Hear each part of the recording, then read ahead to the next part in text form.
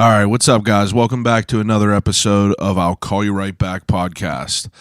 This is episode 58. 58 episodes in. We got them week after week. I'm just coming with heat. That rhymed. You know, it's fitting for my guest this week. But before we get to that, I've been watching Viva La Bam. So for people who don't know, Bam Margera was a professional skateboarder that turned into, I don't know, celebrity reality star, but I have a buddy of mine who is just like a tech. He's a super techie nerd. He kind of feels like, you know, Tank, and I kind of feel like Neo from the Matrix. But, you know, in the Matrix, whenever Neo will be like, plug me in or whatever the fuck he says, but I'll just kind of hit up my dude and I'll be like, yo, what's up with this show? And he'll be like, done. And I got every episode of Viva La Bam now. So I've been watching these and they are unreal. So this shit came out in like 2001, and you know, if you think about it, like it's almost 20 years ago. That's insane to think about. And I remember watching these back in the day, and like my dad and my mom would not have any of this shit if I tried to walk in and beat my dad's ass, like I would die. But Bam Margera just wreaked havoc on his parents. Those poor people, Phil and April Margera, and they literally destroyed everything. And you know, it's a dope show. It's hilarious and definitely brings back the nostalgia feels. But yeah, Viva La Bam. I'm just gonna keep ripping through there. You know, a quick phone call with my ringer on like a fucking amateur. Come on now, 58 episodes in and you still got your ringer on while you're doing intros. Whatever. So Yoga Ralph, we got some info that is concrete. Yoga Ralph's first yoga class will be March 29th at Yoga Flow in Murraysville. Okay, Yoga Flow is, I don't know too much about it. It's just like, it's a yoga studio, but Ralph is doing these, drop-in classes. So it'll be March 29th, 6 o'clock, $5 cash. Bring that cash. Don't be no checks, no cards. Bring the cash. $5 cash and jump in this drop-in class. I'm going to be attending. Doesn't matter if you're, you know, your typical, you know, I don't fit the description of a yoga enthusiast. You know, I'm a big ass dude. I'm like 285 and I'm just, you know, I'm flexible, but I'm not that flexible. But I'm going to be in there and I'm going to be getting sweaty, getting some yoga done with Yoga Ralph. So definitely keep in mind for March 29th if you want to mark it down. I got some new shirts in, guys. I designed another shirt. And I got them in, and they are super sick, and I'm really excited for them. So you guys will be hearing all about them here coming soon. Follow my Instagram at I'll Call You Right Back to get all the details with these. My first design, if you guys looked at it, was a optometrist, and you know, there's some weird shit going on in there, but you know, I like weird shit. And this one is kind of has to do with like a culty type feel. You guys will hear more about it in the podcast. I kind of explain it to be, but those are coming soon with a website. I'm designing a website right now as we speak, so soon enough will be official like a ref with a whistle, and you'll have a website to buy some shit off of. Shirts will be 20, hoodies will be 40. I'm not going to be waxing people for these. I just like people supporting, so if you want to grab a shirt, hit me up if you can't wait, and I'll get it to you for sure.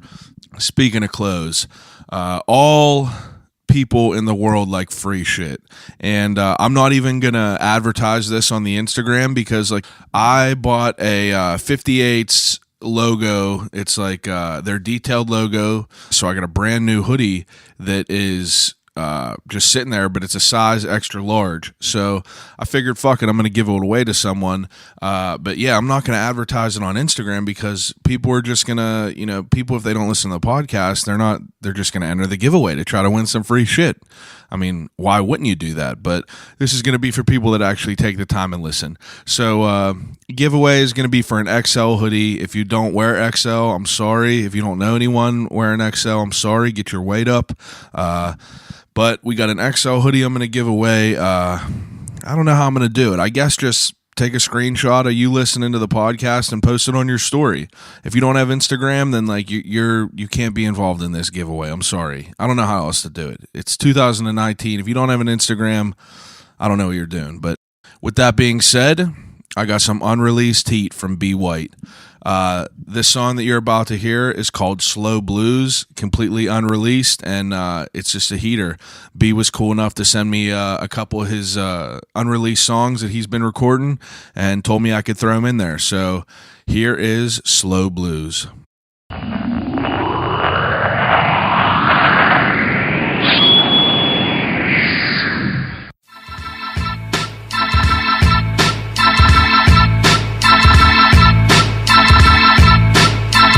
Talk to him for a minute. Look, okay, whoever said hip-hop died, I changed that. Did nothing but keep it 100, don't need no change back, Still I keep ducking that cocaine trap. Old school dyno, I'm riding my whole frame black. But the whole time you chasing a new style, the truth shall set you free. You can't change whack, nope. See, I'm just trying to be patient, and I could always sell you the dream that you've been chasing. Knocking at my door all night, the fiend's waiting while I'm looking for a shot at the title that seems vacant. Like who the fuck gon' take it off me? Boot it down, you gon' probably have to try to break it off me. Look, man, I'm Big John Coffee in the Green Mile, walking the block like who gon' cross me? No one.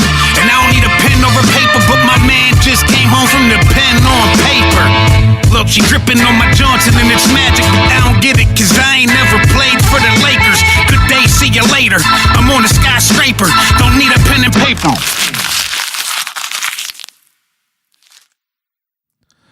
That shit's unreal. That John Coffey line from the Green Mile, like what more could you want out of that? Unreleased heat though. Maybe if you stick around, you'll hear another unreleased song in the middle of this podcast. Who knows? We'll keep that between us. But the reason everyone is here, we're celebrating episode 58.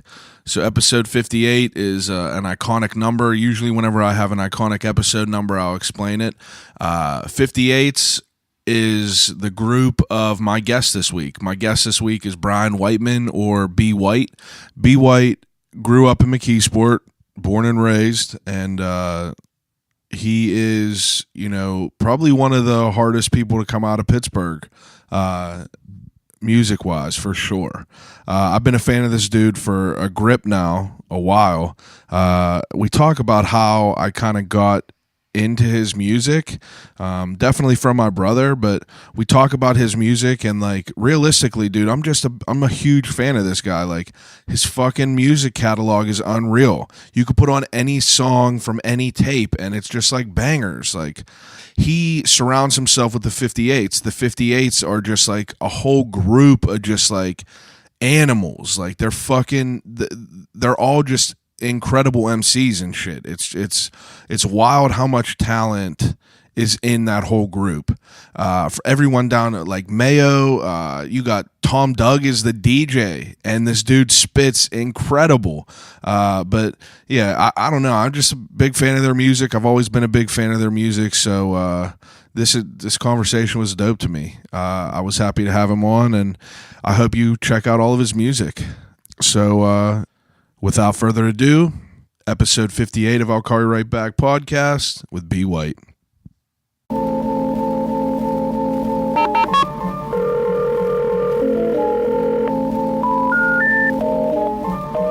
I gotta use the telephone. Hello?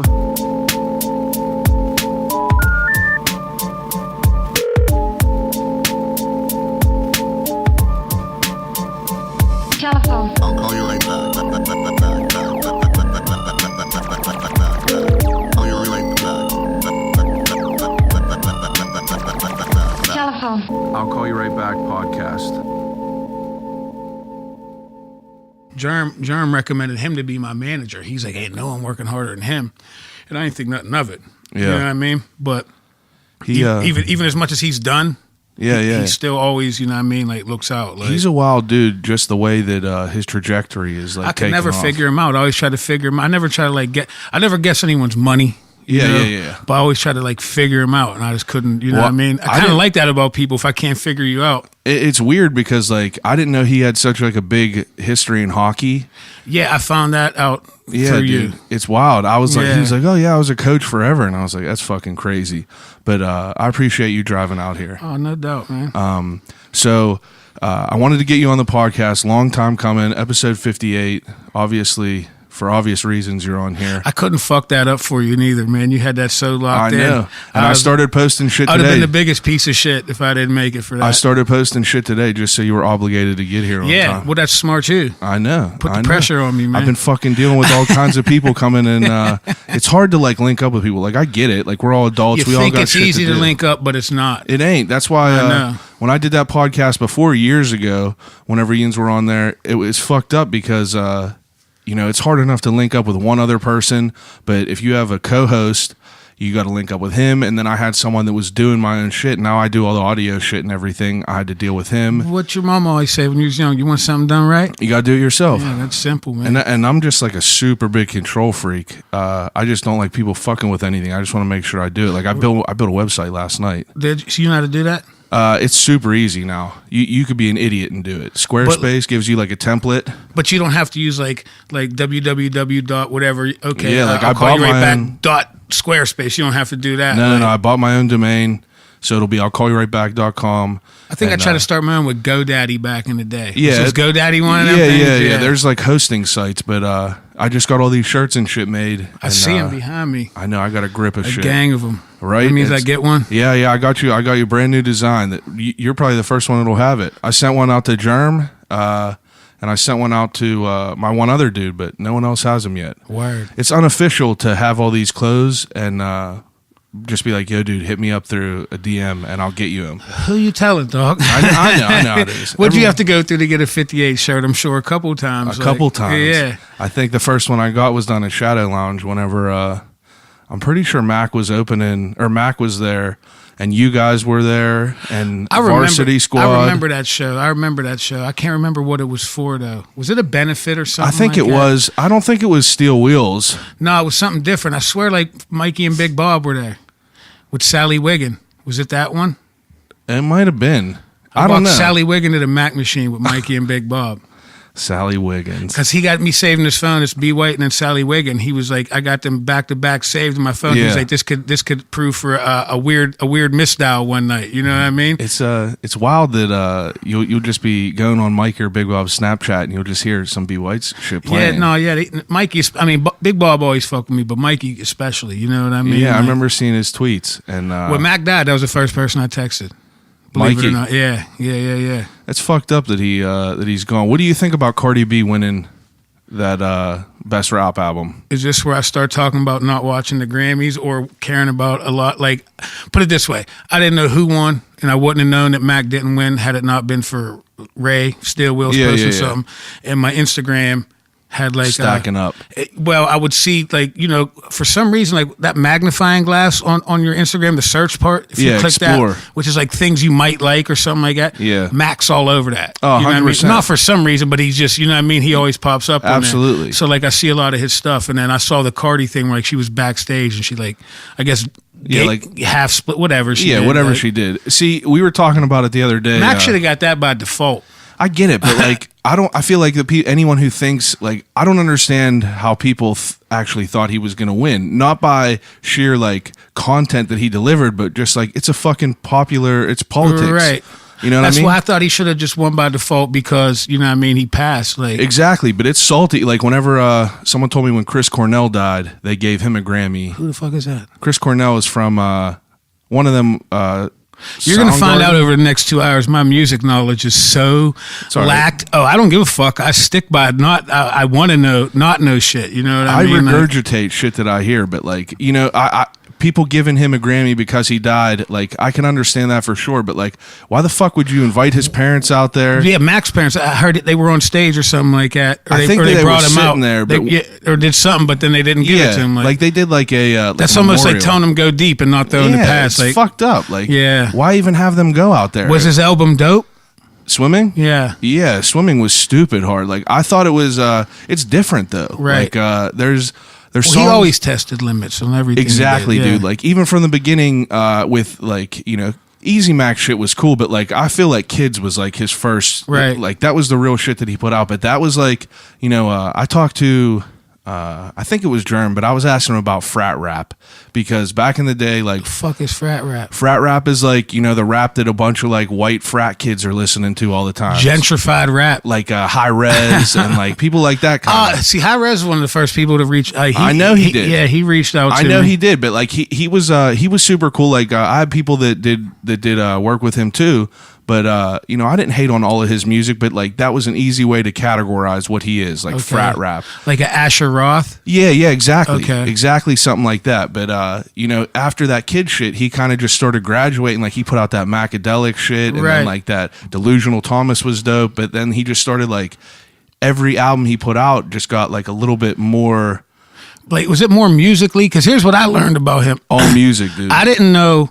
Like, I'm not a big fan of like music at all, so I don't listen to a lot of shit. Yeah. Like, and it's a shame that it took Mac dying, but once he died, I started like, YouTube him, looking him up. Absolutely. Probably one of the sickest musicians ever to walk the face of the earth. Yeah, like, dude. Literally, like, I watch him, like, you know what I mean? Like play this instrument, play that, do live performances with bands, like this and that. Like, he was a student of music. That was just about to say. He always wanted to learn. That dude was always going to be able to do something. Exactly. He had alter egos and everything. Like, 100%, dude. That Delusional Thomas was like his like dark, weird. He put like an effect on his voice and shit, which was super dope. But it was like fucked up shit. Wasn't the Larry Fisherman a character? Yeah, Larry Fisherman was a character. Larry Lovestein was a character. Okay. Who did That's who I'm thinking of. Larry Fisherman was his Instagram or Twitter name or something. Yeah, like for a minute. Yeah. But like whenever he died, like whenever someone dies, I feel that the people that take the time out to like kind of like recognize them on social media kind of lets you know like how real of a musician you were. Right. Like so many like Elton John. Yeah, dude, exactly. Like people that are like fucking goats in this whole game are showing Mac Miller respect, and for him to be like, I think he was 26. I think he's in the 27 club, wasn't he? Or No, was he 26. I think he's 26. I think he was either 26 or 28 because I don't think he made it. Not in the middle, not 27. Yeah, not in the middle, but like it's fucked up that because swimming was definitely super hard. He had a couple songs on there that immediately went to my like top of the list. Did Jerm have beats on that? I or can't. did you say ID Labs? Probably them boys. Like whenever it was like a Mac beat, you know what I mean? It would be him, Eden, like maybe Sayers. All them together. They would just put ID Labs, you know what I mean, instead of Jerm. I don't know if I asked him about that or not. I can't remember, but like he had a song called 2009 on there. Probably my favorite song that he's ever created. For real? It's just slow, like it's not super like punchy like Smile Back or like any of that shit, but like it's more musically in depth. Like you got him playing instruments. I was gonna say like, instrument based, all kinds of like shit, that, dude. yeah. And it's fucked up because before he died, I guess like a few hours, he was posting like the intro or the outro to one of the songs, which in an interview he said, "These are the sounds. This is what it would sound like going to heaven." Jesus Christ. Yeah, some wild ass shit, dude. That's freaky. But so back in the day, how do I want to start off the time? I've probably known you longer than anyone else on here besides for my family. Did the podcast? You did one with your brother? Not yet. I thought I saw that or soon something. enough. He's a stubborn motherfucker. As far as what? He's just a stubborn dude. He's literally the most complicated person in the world. If you sat down and did this, you would get in an argument? Oh, 1,000%. We cannot sit together without. It's either we're 100% ganging up on people. Fuck, dude. He works, dude. He works. He just got married. He got a your house. dad somewhere. I don't know how long ago. It was a while ago, though, man. He's always around. Yeah. He's always around. Just moving around. No, I remember you back baseball. Back when I played with your brother, dude. You used to be running around with your little glasses on. Man. When did that start? How old were you? Had to be. Probably little. Your dad was the little league umpire, I believe, right? He was a coach. And then did he umpire ever? Or he just like coached? took care of all. He was doing everything. He was doing yeah. everything. So it was Fawcett playing. I was Him little. and Harry Kusich. Yep, that's how you knew who Budweiser. I remember you said something about Budweiser. Yeah, one dude. day. But it was what would I have been? 11, 12 years old. Yeah, it had to be because it was. How old are you? I'm 28 right now. All right, so are you 35? Yeah. So so I bet it would be somewhere around there because like I don't physically remember it, but I remember seeing all the pictures. I just remember you running. You had spiked hair like your dad. I That's swear what you fucking did. no. I had a bowl cut my entire life up until 6th grade because my mom is sick. But yeah, that's what everyone says. It's like all these people that Ralph, who was on here. I see George the other day, and it's just like so many people They're like, oh yeah, I remember you from back in the day. But as we always talk about on this fucking podcast, if you have an older sibling, it always gives you an outlet to dope shit. It's Right. like they always like kind of filter through everything you need to do. Yeah, for sure. But so you came into this music shit and you definitely made a name for yourself in Pittsburgh. Like you're super well known throughout the city. They call me the OG now, which is funny, man. Like, the last show I did down Time Bomb, boys was like, yeah, man, you're like an OG out here. And it made me feel washed for a sec, but then it also, at least, you know what I mean? Yeah. If I'm washed, then at least I got a legacy, you know what I mean, where they fuck with it, you know? I got a present, so even the legends fuck with me heavy. There you go. Yeah, you know what I mean? But it's so like when did this whole music shit start? Because I looked on YouTube and Dig Deep was the first video on the page for the 58s, and that was 9 years ago. So what year is that? I was going to say that 2010. 2010. That was like the first video. Wow, that really didn't come out till then? Yeah, 2010. Because I remember we did Slowly But Surely. Well, I did music in high school. We had like this, it was like me, Kev Menifee, and a couple, and like the Hicks brothers. And we had like this, like, it was like a battle type thing, like where we released like CDs. But back then, someone had to have a studio, you know what I mean? Yeah. But it was like a one song each. So it's like, that really didn't count. But I used to write in high school. But it was weird. I used to like use words out of like the school books, like the textbooks, and find a cool word and then rhyme with it. Try to get the vocabulary. But that was just this and that, and I freestyled for a long time. And then Billy John, I would say in like Mayo, I should say, in like 07, I think, is whenever Slowly But Surely we started recording it. Okay, so like that's whenever the first like legit tape because came out. because his memory is so good. You know what I mean? Yeah. Like, he remembered me in high school spitting. So we went down to Bat Boys, and he was like, yeah, man, I got this studio, come in here and spit. And I had these verses I had memorized for a long time. You know what I mean? Yeah. And I just spit them. And I was like, this is cool, you know? So I came back down the next day, then came back down the next day. It's not like we were like, let's record a mixtape. I just started coming down every day, and I was like, I like this, you know, right? I didn't know what it was going to do or turn into, so I just started writing.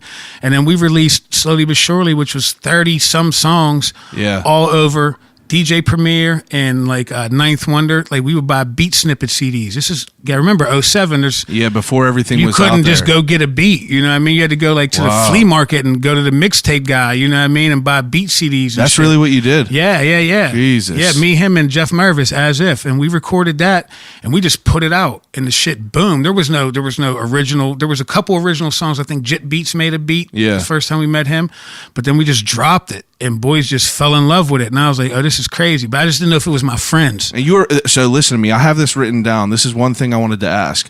Now, with me starting this podcast and shit like that, obviously, whenever I started out, I got friends that are showing me love. It's like you got friends, family, everyone's gassing you up in the beginning. So it's hard to tell. Don't take that for granted. I'm not at all. But like, I feel like it skews people's visions of false how they're gas. Well, yeah, because they're biased, of course. Exactly, you're biased. So like, how did you know in the beginning? First of all, let's pause this for 1 second. I did, and I was going to say I thought they were false loving too. But go ahead. We got to put a pin in this. So I start this podcast with a segment. It's called "What's in a Cup." What's in the cup? Yeah. What's in your cup? Crown Royal, man. So I don't ever drink really, but I have Crown Royal here. We're gonna have one together. So Yeah. cheers. I'm gonna have a sip. Salute. Straight. I said. Yeah, it's because you. I said, "Yo, you want a mixer?" He said, "Nope." No, and then he tried to put ice in it. I had the bottle in the freezer. I so tell it's bartenders, cheating. they say, you want on ice? I'm like, no, man, microwave that shit. Room temp me up, man. Fuck that. It's whiskey, man. You gotta drink it like whiskey, man. That I don't even understand alcohol, dude. Shit is trash. You know what? I get it. So what do you want to do? You need to get all fucked up and just like sit there and I don't know. Yep. I never. Yep. The only reason, the main reason I Well, never maybe did? some people do it to mask something, you know what I mean? Exactly. And then some actually enjoy it, you know? That's true. I don't know. I think the only reason I never drank is because my dad never drank. Well, I heard a saying one time. It said, they asked one guy, why do you drink? And he said, because my father was an alcoholic. And then they asked his brother, why don't you drink? And he said, because my father was an alcoholic. So you go one or each yeah, way. you're either going to, you know. That's true. That's a good point. You're either going to fall into that or be like, I'm never going to be that guy, you know? That makes sense. Like my whole family, they drink. A lot of them drink, but they're not aggressive drunks. And that, like, But they it have was some never drinks. like when my dad was drunk. It wasn't like he's an asshole. You know, Yeah, if he was yeah, a nice yeah. guy, he would just be happier. You know, Absolutely. Yeah, my dad, it's just like, I never, even in any memory of I can't picture my dad holding a beer bottle. The only thing he'll drink is he could face a bottle of wild turkey and still just be walking around. So I don't drink beer or nothing, but I'll just slug a whole entire bottle. Ridiculous, dude. Yeah. Okay, so obviously McKeesport and Mon Valley is like where you come from. Yeah. Now, you've been there forever. Still. Where did you grow up?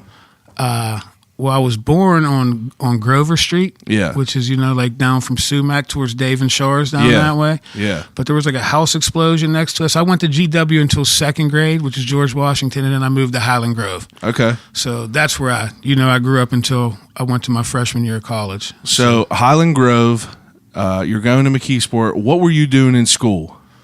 Good. Like you doing good in school? Yeah, good grades, yeah. Now and wrestling a lot, you know what I mean? It was a disciplined sport. I was disciplined, So you wrestled all the way through? Yeah, started in 7th grade because there was no midget program at the time. Yeah. And I liked basketball better. I'm like the only wrestler that's good at basketball. So I had to wait. 7th grade was a tough choice for me. Like, do you want to wrestle or do you want to play basketball? Because you can't do both. Why'd you choose wrestling? My brother wrestled. That's a good point. Yeah, that was the only reason. That's I do remember that from you, and I remember best choice I ever made too. Wrestling? Oh fuck yeah. Yeah, like I wish I would have wrestled more, but I played football in high school I wrestled for 3 years. I remember it was so weird. Like I remember wrestling McKeesport and just seeing you as a coach, and I was like, "What the fuck is going on?" Yeah, I guess I was. I was coaching middle school at the time. Yeah, dude. Yeah. Cordell Brown was in there just shitting on boys. Dude, man. Big people would ask me if he was on HGH. He was in 7th grade. I know. I went to he was in my grade, and like his hands were way bigger than mine. He was tough, man. Tough. He had a ridiculous build. Yeah, what was that about? I don't know. Now, not even to be rude, it was like he just like I still see him in downtown McKeesport. He's still built like dude. He just had a smaller like. Whenever I say stocky, it's not a regular stocky. I'm talking about like Danny DeVito height, but just like built he was like cut Schwarzenegger. like almost like an Ezekiel Elliott or like I'm trying to think of like an athlete. Like I mean, just cock strong, dude. Like like unbelievable strength. Yeah, like, and that dude you just used to toss. Like his people cuts. around. Like whenever people would see the wrestler, and they'd just see him and they'd just shit a brick. You know what I mean? Like I've never seen anything like that, and I don't think I'll ever see anything else like that. Definitely wild. But, yeah. So wrestling you got into, you wrestled, and were you doing good at wrestling? Yeah. I went to school off wrestling. Yeah, I went to Teal College. See, Teal's which is like more of an academic school, and it's D3, so they can't give athletic money. Yeah, they give, but they'll give you academic money to wrestle. Yeah. You understand what I mean? So they gave me good amount of, grants and stuff like that to come wrestle. But because they're not allowed to pay you to wrestle or give you money, I just had to go there and act like I was going to wrestle. I just didn't wrestle. So I went there. My school loans weren't that bad, because a lot of it was taken care of. But I was like, I'm not fucking doing this again. Cutting weight dude, it was the worst. Yeah, I mean, I never had to do that just because my senior year, I was 150, 155. I ended up wrestling 130 in sections. Yeah, so you're just cut cutting 22 down. pounds. Yeah, I remember boys in high school that were my friends. They would just be wearing them rubber suits, right? Well, now chewing on fucking paper. But see, they've put different things in now, like with body fat tests and water tests. So you can't but you can because your trainer will just perp for you. Like I didn't know that until I went to a couple weigh-ins recently, and I'm like, oh, so this is how they're doing it. You know what I mean? Because I referee here and there. 100%. There's always a way around something, man. If just they stop like in the at UFC. if they stop at anything, they're going to get it another way. Absolutely, they got to find a way to adapt to it. It's like in that movie, The Program. Whenever that dude's, whenever Latimer, you ever see that movie? That's a college football movie, one of the meanest. I hate football movies, man. This was I hate all one. sports movies. This pretty was much. Omar Epps, and then this dude, Jesus Christ, who looked like a fucking Viking, but in the movie he played. Omar Epps was playing football. Yeah, I'm pretty sure it was him. I can't remember if he was like a cornerback or something sick. I bet. Yeah, something crazy. But so you were doing good in school? Yeah. I got good grades. I never took a SAT or an ACT and got into college. So my grades were pretty good. I was honors, Really? Yeah. See, I don't Book know. smart, man. I was always good at that. I never was good at like classes and shit like that. My brother would come home with straight A's, not even try shit. I never tried. I didn't study. I'm just, I was good at that. So you were wrestling. That still doesn't make you good at life. Makes sense. So you were wrestling, and you were going through school, and like what else are you doing? Just wrestling and fucking school? Not you. Yeah, I mean, no music at all. No. I mean, other than that one song we put out and that diss against me, like I said, with me and the Hicks brothers and all that. Like, it was me and my boy Lil D, and I forget, was it Harold Nelson? Remember Harold Nelson? It was Harold Nelson. I don't know. It was, just nothing I'd ever remember, you know what I mean? But other than that, no music, man. I think I started smoking weed when I was like 16, 17. Weed and girls started. Yeah. You know what I mean? I went to school, wrestled, and then it was, let's smoke pot and try to find a chick.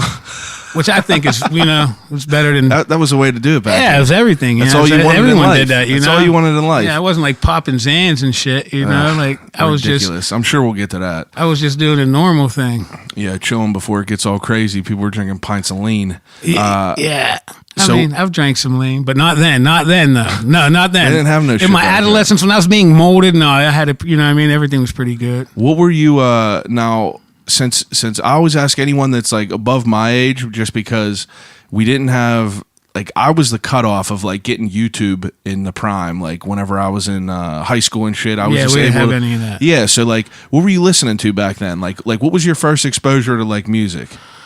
First thing I ever remember is probably Dr. Dre, The Chronic. Yeah, Yeah, I'm not gonna say it's the first, but that's the first one that resonated, that sat like. Yeah, that in your I head. remember buying the tape, and it was that, and then Doggy Style. I was big West Coast, man. Like, even when all that was going down, I was on Tupac's side. I know you're a Tupac. I know you are. Yeah. It seems that McKeesport, anyone like from 2004 or back. Is they favor Tupac? I feel. You think so? 100%. I talked to my brother about it. I talked to Ralph about it.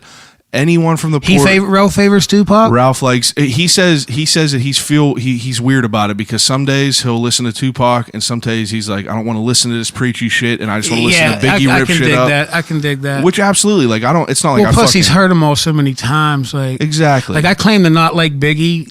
Like not like him, but not be a fan of him. Yeah. But I know the words are always like it's like a lot of his songs. It's weird, Like I mean, they're iconic. Yeah, but I don't know why. Like, Give Me the Loot is like. There's so many. Like, but it's just like, why?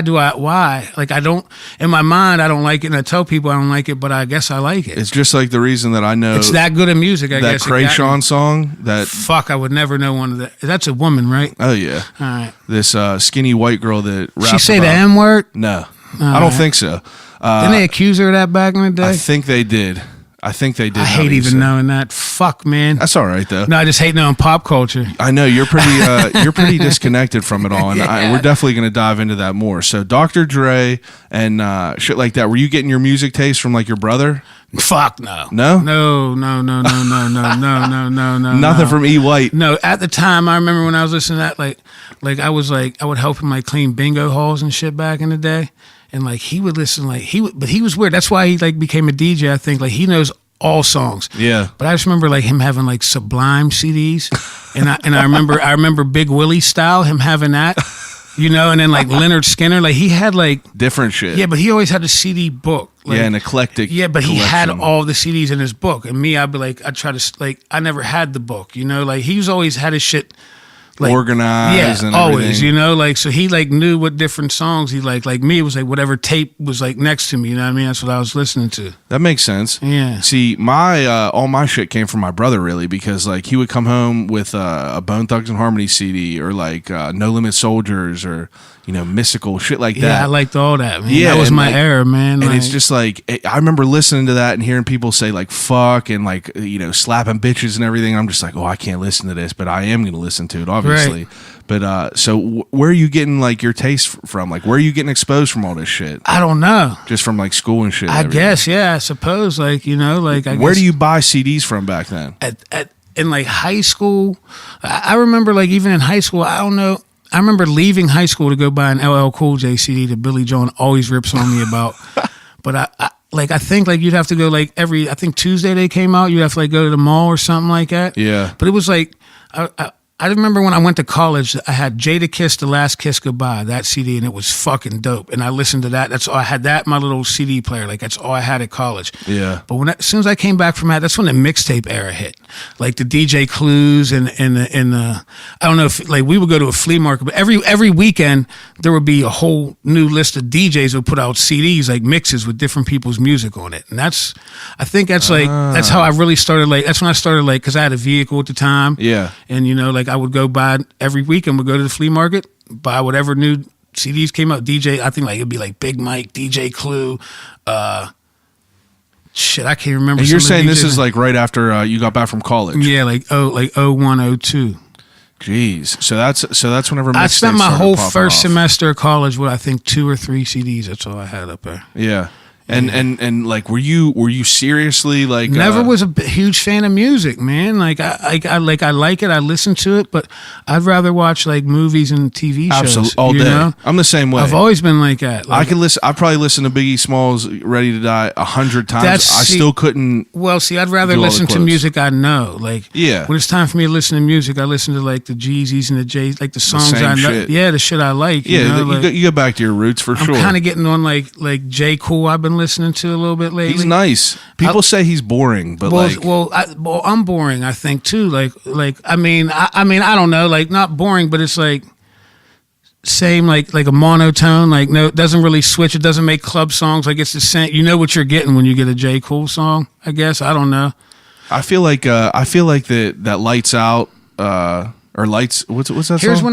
Here's what I listen to. If it's anyone's music, I listen to it only on YouTube. Yeah. I need to see it while it's being sung. You know what I mean? Like, so while you're getting these mixtapes and shit like that, you weren't rapping like seriously at all. I wasn't rapping at all. Okay, so like, what were you doing? Well, how old was I in 07? In 01, I was 18. In 07, I was 25, 26 when I first Yeah, because I was 17 when I first started like recording music. Now, which I think is beneficial because when you start making music at 18, 19, 17, even, you don't know shit about anything. You know what I mean? When I first started sitting down to write, you know what I mean? So many things had happened in my life. You know what I mean? I was 25 years old. Like, I had a mortgage at the time. Yeah. Like, you know what I mean? It's not like I couldn't rap about diamonds and, you know what I mean? Like, it was on a whole nother. You were still trying to be realistic. Yeah. Now, when was like your first exposure to you like actually like wanting to rap? Like, how did this all come together? Billy John just hit you up and was like, "Yo, let's spit some shit." If it wasn't for him, none of this would have happened. Like he saw the big picture scheme that I didn't see. When did you become boys with him? High school, I knew him. You know what I mean? And then back, around that time, my girl at the time was best friends with his girl at the time. Okay. So then we started, you know what I mean? Like, I remember him being a ball hog at White Oak Athletic Association and watching him play basketball. He still thinks he's better at me in hoops. You know what I mean? It makes sense. I remember it like it was yesterday. He could hoop, but he's tall. Mayo's tall. Mayo's probably, 6'3"? He's tall dude, man. Yeah, tall as fuck. Yeah. Tall and lanky. Yeah. But so he was, now, whenever you were in high school, was he into like the rap and all that shit? Not that I know of. I mean, but he knows every single lyric to every single rap song from every single rapper forever. So he was obviously into it. You know what I mean? Yeah, like there's some but we people, weren't like chilling. You know what I mean? Like in high school, we weren't chilling. You know, like that makes sense. I wasn't really in high school. Like I really didn't like. I was like secluded in my neighborhood, which is terrible because you know what I mean. Like it was like a 10th ward. Highland Grove's like a 10th ward or something. You know, like a small. You little, just have your same area. Them motherfuckers don't leave. They got you understand what I'm saying? They got a laundromat and a corner store. You know, and like they don't leave. Like you keep to your own. Yeah, so it was like I didn't really like get out and about in high school. Like I would come home and I would be, if I wasn't like wrestling practice, I'd be at home with like me and Mike Maines and Bob Maines, like the neighborhood kids. You know what I mean? Like, getting into dumb shit, you know, but I never hung out with different kids in high school, you know what I mean? I never drove to high school, didn't have a car in high school, didn't hang out with kids with cars, you know what I mean? Like, so I would just go to school and then go home. And I'd just be in the Grove. Yeah. And that's just where I was, you know? Yeah. But I wasn't into bad shit. Like I would, as soon as we got home, let's go play basketball, or let's go play, release, or let's go do this, go do that. Like, fun shit that was that way back. The worst I ever did was smoke shit. weed. Yeah, like the worst I ever did was smoke weed. So it'd be like we smoke weed and just laugh a little bit. Then we'd go do that dumb shit. You know, kids nowadays don't even go outside. You know where we was by where all the bikes were in whoever's front yard. Absolutely. Like, you see that meme on Facebook and shit. It's like you don't see that no more. I didn't get a cell phone until my freshman year of college. Yeah, so you were 19 probably. Like, yeah, I didn't get a cell phone. I lived pre-internet. I mean, not pre. We had like dial-up Windows DOS and shit, you know, and like like AT&T mess or whatever the fuck you had. Like, but it was never like AOL. AOL, there you go, AOL messaging. But it was never. We never had the internet. Yeah, I remember whenever my brother got into like Napster and Winamp. Yeah, like I fucking ruined our family computer. Yeah, with everyone Napster. did. I ruined it. Dude. Everyone did, dude. You would have to download one song and then you'd have to wait for 6 hours. A second of life off your computer is what happened. You would wait for 6 hours and then you'd hit preview for the song to make sure it wasn't a trash album or trash cover. Yeah, because it was all stolen to begin with. All of it, insane. That kids, they don't know they don't know the struggle, man. And I'm not even like claiming that I was like fully you're on the cusp of the struggle. You're on the I seen cusp it of the because struggle, my brother was in there. Yeah, it's like he was. He's always been like a nerd, like fucking with computers and shit like that. He's always been ahead of the game with that. But so like coming out of high school, I didn't know you went to Teal. What did you go to school for? Criminal justice. Really? Yeah. Well, that's what I. Yeah. Yeah, that's what you chose to go for. Yeah, I never went to class. So how long did you go to school? A year. Did you enjoy your college experience? Fuck yeah. Fuck yeah. Now, what'd you do up there besides getting in trouble? Like hustle. That's where I learned to hustle. Oh yeah. Mm-hmm.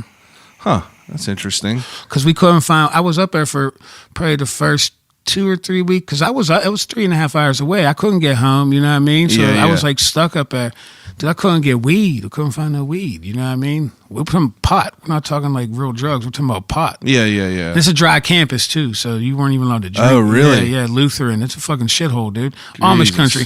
There was a road that separated us from like the Sheets and these other campuses, and there would just be horse shit everywhere because the Amish. You know, like yeah, dude, it fucking sucked. But there was no weed. There was no drug. There was nothing up there. Was it just you, or was there other people from McKeesport up there? I went up by myself. There was one other dude. His name was Philip Morgan, and he's a twin. There was Phil and Chris, I think, Morgan. And I never spoke a word to them in high school, nor did I speak to him I think he was on the dean's list. We weren't. Yeah, I was up there by myself. Now, which was weird. It was real weird. I bet it would be to have no one and up there with you. I met the sickest boys. That's why we started getting that money. I met the sickest boys, man. My boy Two Step and my boy Joe, man. Criminals. I met 2 criminals that were, and I was always a criminal. I just didn't know it.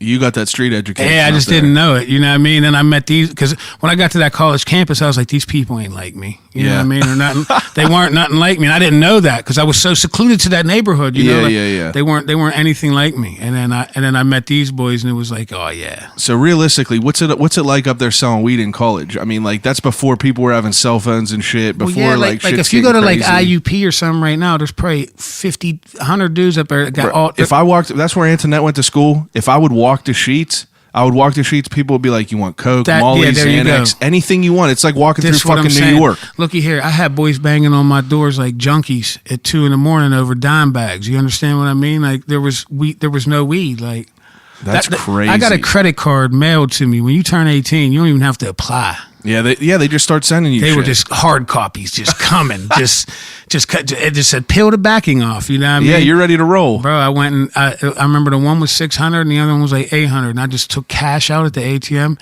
which cost an absurd amount of money, like $100 to take out. And I took out the max value off each one. Bought like at the time, I think we probably bought. It was like Reggie days, even mids, probably like 2 pounds of weed or something. Yeah, some like mids, right? It might have been Reggie. It might have been Reggie my sophomore or my freshman year, bro. It might have been Reggie, man.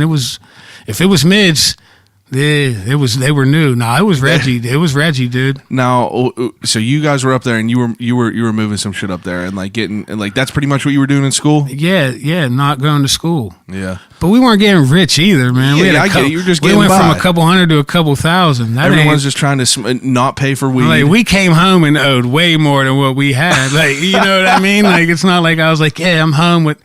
$20,000, and I don't know Sally Mae. No, I came home with a $30,000 ticket and about $1,500 in my pocket. That's crazy. I was fucked up, and that's when I went back to cutting grass with my brother. Yeah, so like you came home from school. Went to CCAC. Oh yeah, for a year. What'd you go there for? General education. Nothing. Sell more weed, I think. I know. I went to CCAC and it was the dumbest, biggest. It was just high school, but with hotter girls. But also, grade. I went to McKeesport, so the bitches. I don't know what they. You went to Elizabeth? Yeah. The bitches were probably a little better out there. I think they were different. I think that there was different types. Apples. And they oranges. were white. I guess so. Some of them. There were any more black rednecks. Kids graduate with you? Yeah. Two of my best friends growing up were black kids. I mean, we're out like not a lot though. I'd say maybe 15, 20 in a graduating class. Yeah. Or total in the whole unit. No, probably my graduating class. Yeah, 15, 20. So it wasn't like I went to McKeesport until 6th grade, which was like, it was definitely way more hood in there. But then I go over to Elizabeth Forward, and it was just different. It was apples and oranges. Like my parents wanted to get me out of McKeesport. Right. My nephew just did that same thing. He went to McKeesport until 11th grade, and he just did, Elizabeth. Or went to McKeesport till 10th, and he did 11th and 12th in Elizabeth. He's doing his senior year right now, Elizabeth. See, I didn't mind Elizabeth. The only reason I would have wanted to stay in McKeesport though was for football because we were trash. He told me you went defeated a whole season, didn't you? Didn't you have no wins? Captain of the football team, dude. We lost every single game. That's what I thought you said. Zero wins. Sickening.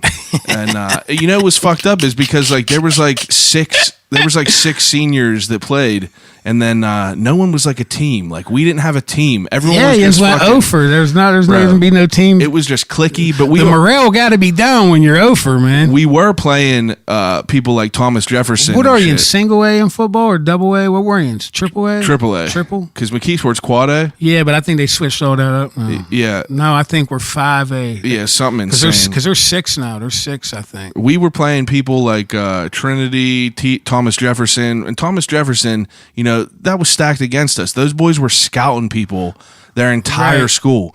Like, they were just breeding fucking freaks. Right. Like, the dude that I went up against when my senior year, his name was Lucas Nix. He went and played for the Oakland Raiders. He made my dad look like a fucking dwarf. Huge. He was like 6'5", probably 325, and he would just mow people down. It was like wrestling a fucking bear. You played O-line and D-line? I was a center, and I was a nose tackle. So he was a nose tackle when you was a center? Oh, yeah. Actually, he was, That whole game sucked for you. Dude, it was nasty. Ain't that the worst, man? We lost 72-0, I think.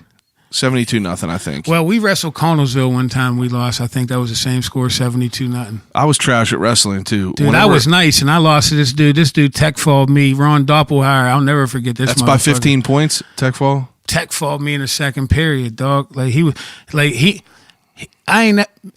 he was taking me down and letting me up, and I was getting so mad. Like, you know what I mean? Like, he was really toying with me. Like, listen, I'll fuck boys up. You know what I mean? Like, and he was toying with me. You remember Jeff Esper from Elizabeth? He was a wrestling coach. I wrestled the Missisco brothers. I wrestled Noah. Oh, yeah. I remember Luke Missisco and all them. I wrestled Noah Missisco. I remember them. But Adam was the older brother. Adam Missisco. That's it. Not Luke. So Jeff Esper was our wrestling coach. I went out wrestling because my boy Kenny, who you met a few times, he, I just went out and wrestled with them. And I remember going out there. I was a heavyweight. All right. Except I was fat. This dude that I was wrestling was just... You thinned out after high school, huh? I thinned out after high school, but then I gained more weight whenever I started working. Because when you was a little kid, you was definitely a little chubber. Yeah, I was fat as hell my entire life. It's my entire life. Up until like 3-4 years old. Yeah, I was going to say you're not now. Yeah, shit. Yeah. It's fucking nuts. Was it diet? Did you do it with diet? Whenever I lost all that weight. Well, I mean, or did you just grow into a man body? I was just growing because whenever I was in middle school and shit like that, I remember my first wrestling match. Esper was like, "Listen, you're not going to win." This dude, ain't that the worst? Man? Here, man, there's wolves out there. They're going to bite you. Now go pet them. He said, "Fuck." All right, that guy out there, he wrestled at States last year. You're not going to win. Just go out there, try to remember your technique. And I swear to God, it was 30 seconds. Walked out there. The dude came over, fucking hip tossed me, pinned me in a second. I was like, "Looky here, when someone says you're about to go out there and lose, but remember your technique." That's what. Looky here, bro. Technique is out the window right now, man. Yeah, you just told me go run for my life. Listen, he basically said, don't go run for your life. but you should run for your life, but just don't. Yeah. Remember your technique. Ridiculous. It Meaning, was, don't fall and break your neck. Just go down gracefully. Like, that's fucked up. Try man. to remember how to fall decently. I remember watching some kids, man, we'd put out there, and I just like, this match has no business. It has no business going down. You know what I mean? Like, but you get scared, like, you know what I mean? Like, I remember my nephew wrestling, man. He was like, at the time, he wasn't that good. And I remember some dude, like, doing a shot on him and picking him up. And he was taking him to the mat. My nephew put his arm down. And I was like, dude, it was this close to snapping in half. Yeah. Like, it is not worth. Unreal. He's not going to win. Like, he should not be out there. Like, you know Scoot Hicks, right? Yeah. Yeah, so he got kids that are wrestling now, like, and I always see him on Facebook, and like, I fucking love watching these videos. Imagine me. I coached that little kids for how long? Monsters. And I ain't been there in 2 years, and I'm mad I'm not coaching his kid right now. Monsters. You know? Yeah. Killing it. I can't wait for his youngest kid to Do grow you up. know and who just was a start beast? killing it. Was Russ Stuvon's son. I coached him. He brought, Russ to play for the Steelers. Yeah. His son came down for wrestling, and dude, for probably the first 6 matches, he was dominant, and he didn't know anything about it. He was just learning it. But Russ was like, I just wanted to play football, and he like pulled him out. You know what I mean? But that's what boys do, Like For sure. I get it. Like Absolutely. Because he's probably looking at too, like he could break his fucking arm in half.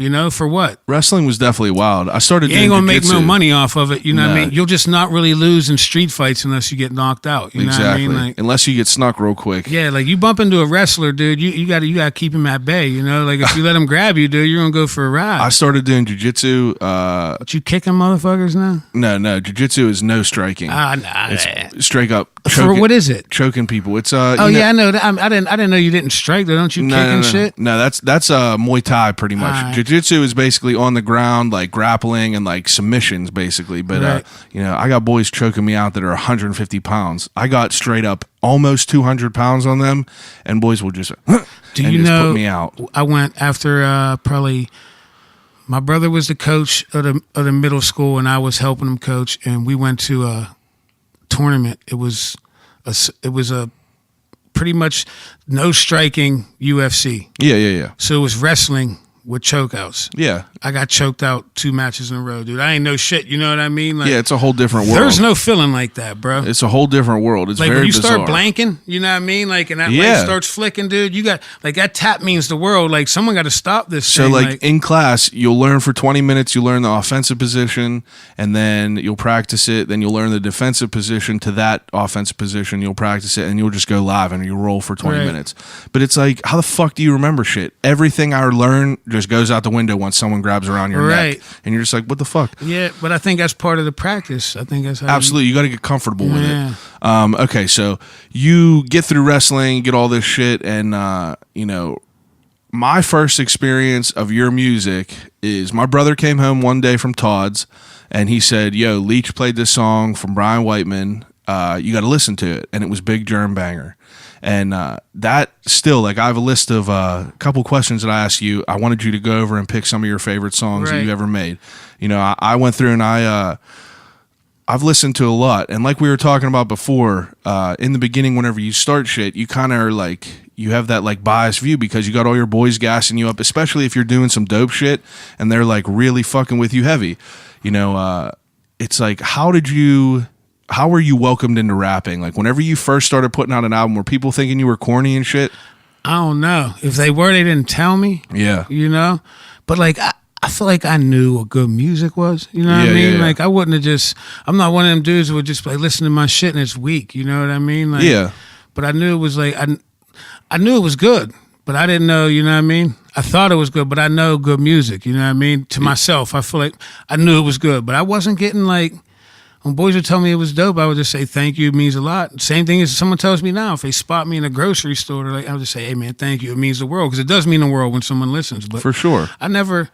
no one ever like really hated to my face. You know what I mean? I was interested about that because no one ever hated. And even if you look at my reviews on like any of the albums or the Bro, I was YouTube looking videos, at them all today. There's no disses. None. Like, there's been like out of all my videos, which there's 50 or 100 or something like that. There's so many.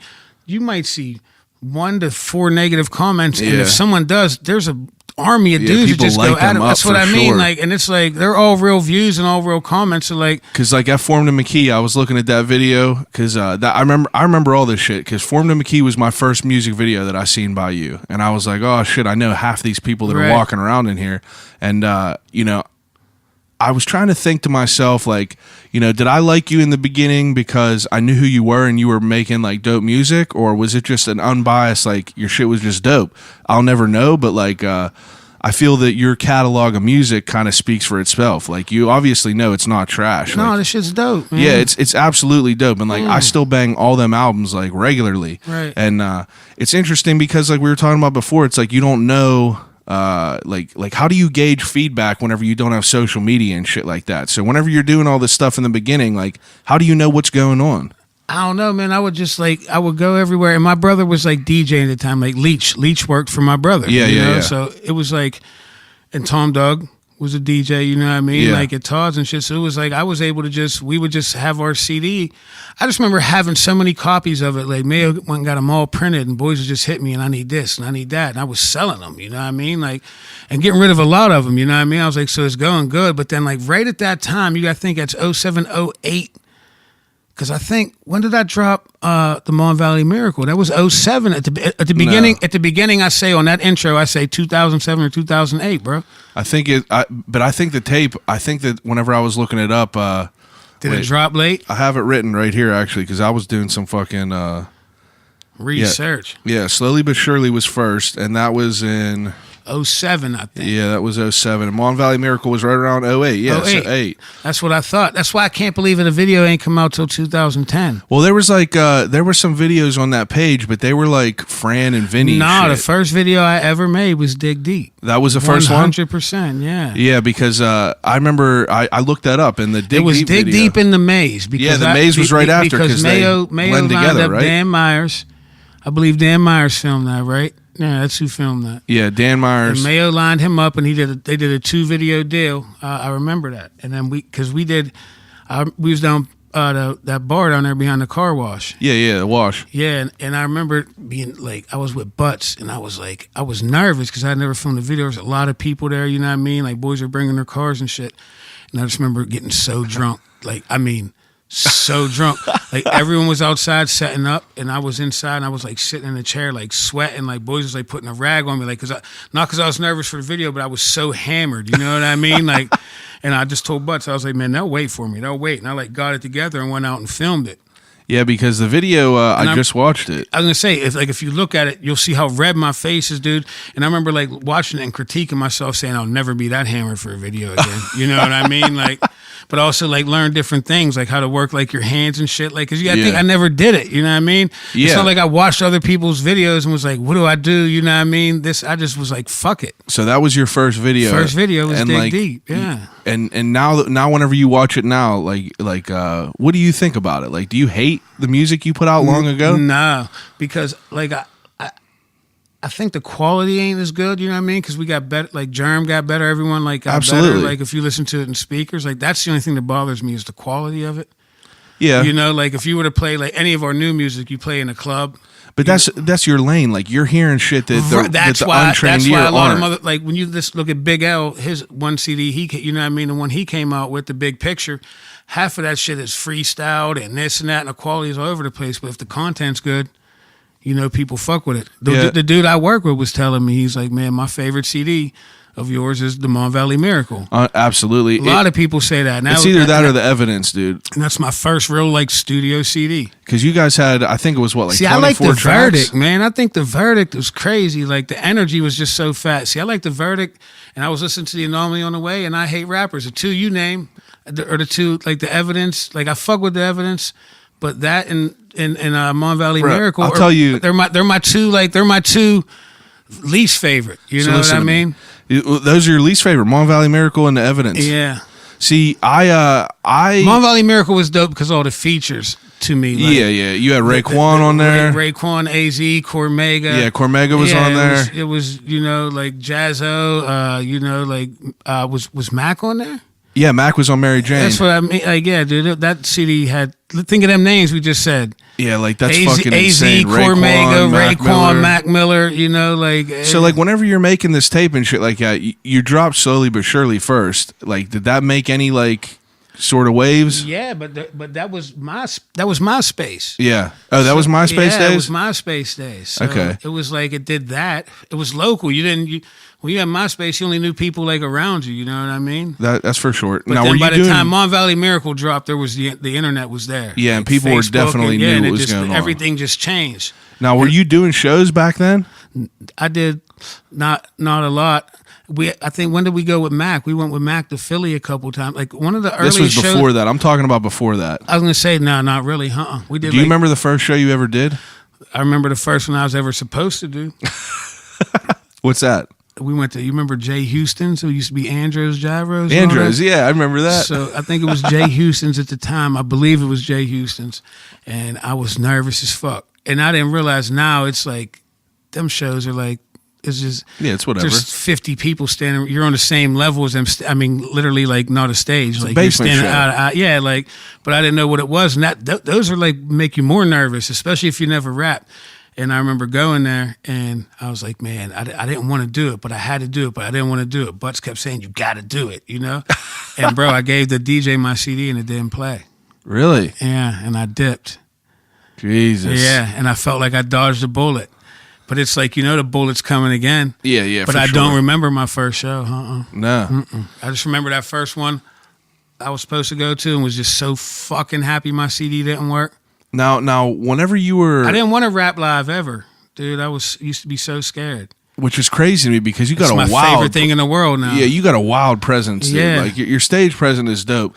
Now, whenever you're doing this shit and like you're recording music, you're the type of writer you have to write shit down? Yeah. I mean, I know you freestyle a little bit. I can for freestyle sure. off the top, but I write a lot. I write everything that's on record. I write. Yeah, that was curious about. I'll never that. be. A lot of them rappers say they don't write and shit. I They don't have believe to. them. Yeah, I mean, I ain't gonna say I don't believe them. Like I see how Jay does it, how he can come up with a verse. It doesn't. It's not like he just goes in and says it. He sits there like you seen him the working with Rick Rubin on the one song.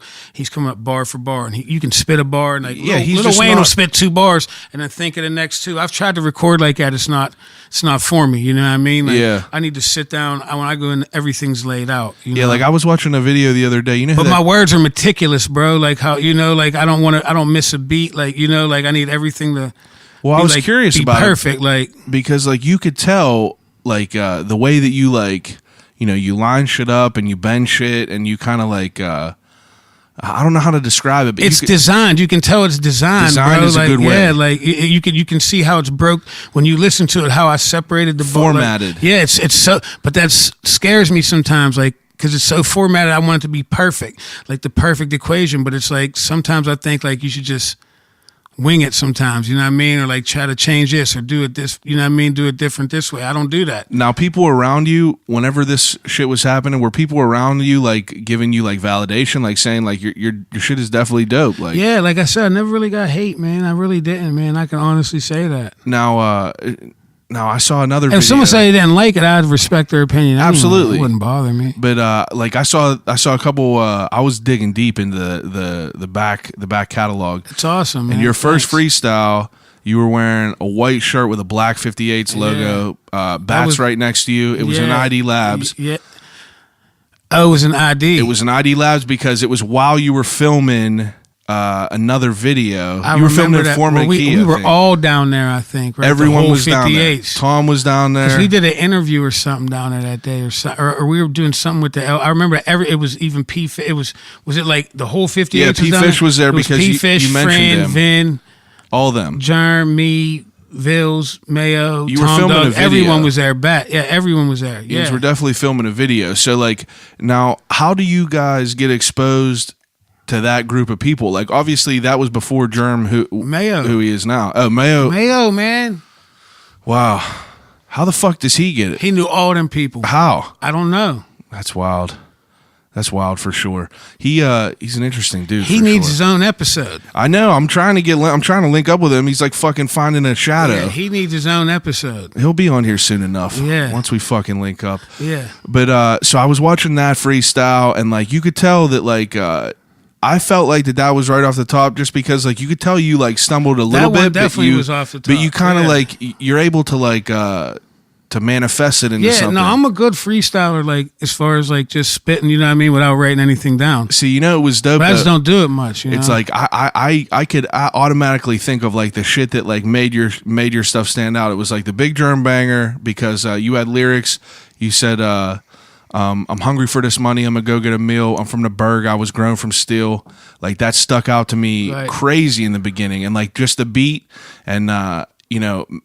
Mayo is like dumb hard on beats too, so it's like it's hard to not like your guys' music, Right. And it's I mean it's easy to just gravitate towards it all, but I remember like seeing the Mon Valley Miracle shit and listening to that, and then I remember jumping on these videos and seeing you. I think it was in Pavs again, but it was whenever you were with Fran. Yeah, around that pool table. I Yeah. think it was me, Fran, and Vin. That's it, and you said, Yeah. "Shout out to the hood heads, even for you." I Yeah, wore shout out to my hood hoes. Just for you, I wore my good Kenny Wood clothes. Yeah. See, that's the hardest shit ever because People come like, up to me and still say that shit. that That's why I love relates. it. Yeah, that's why I love it. Yeah. bro. As soon as like, because Kennywood outfit was Man, like, just that- for you, I wore my good Kenny Wood clothes. That's yeah. the hardest, and like, it's easy to be able to like relate shit that is easily relatable to you.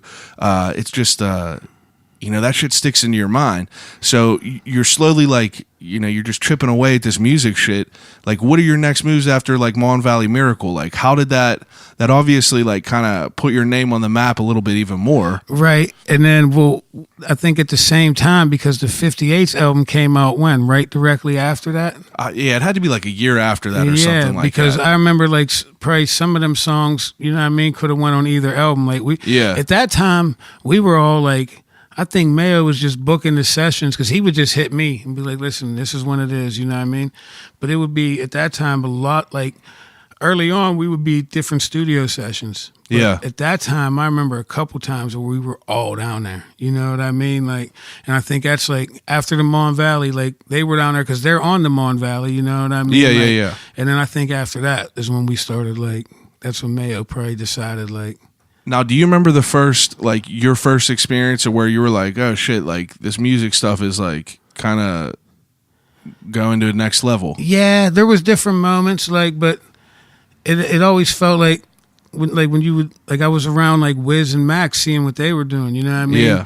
So it was like, even though like it was nothing like what they were doing, you know Yeah, what the I bar mean? was always set. So yeah, like the bar was always set real, you know what I mean? Like, so like, I don't know, like, it never felt like I was like I would get spotted here and there, like, and I could see, like, you know what I mean, like at grocery stores and places, like, you know, like where, Yeah. but it was like, compared to what I saw them do, it was like, you know what I mean, this was regular because Vils and, you know, like the Berg was popping at that time, you know what I mean? Like, Yeah, you were surrounding when we yourself. dropped that 58's album, like, I was around some of the sickest boys ever, you know what I mean? Like, Yeah. I'm with the big Jerms and then the P Fishes, the Vils and Fran and Vin and like Ghosty. I think a lot of that is like the steel sharpens steel because if everyone is just killers But around you. look, all them names, it was like that we was rolling with too back then, like, and like the Boaz was around, and it's like, dude, we were, I mean, he's still around, but we were like, man, there was sick music coming out, dude. Like, Yeah, sick crazy music. shit. And then Beatty was popping, and you know what I mean? Like, there was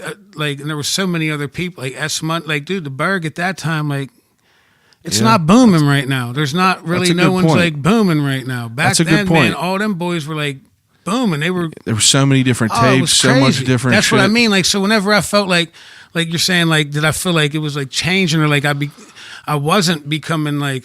That's more, a good like, point, famous. though. You understand what I mean? 'Cause I didn't was think around, about that. I was around so many boys that would get spotted as probably the same as I did. You That's know a good. what I mean? That's a good point. I never thought about that. Yeah, What like was- if I wasn't in a city where there were so many boys that did so many sick things, I would have felt like maybe like a god, like an ego, like someone that played in the NFL. You know what I mean? Yeah, That's yeah, how I yeah. would get spotted, like the hometown dude that played in the NFL. You know for what I mean? sure. Like not everyone knows you, but they know you or they heard of you at least. You Absolutely. know what I mean? Now, what was your experience recording with Mac? Because you got that track "Mary Jane" with Mac. Yeah, and then we was down in the studio because I remember Mac, the one line I said, getting knobbed in a pickup truck. Yeah. Mac wrote that line for me. Like I've never had a co-writer ever, but I remember like down there thinking of that verse, like, and writing it, like, because Mac was writing his, you know what I mean? Like, Yeah. And I remember thinking of that line, rapping, and he mentioned the pickup truck line or something like that. Now, is this was this before like Kids?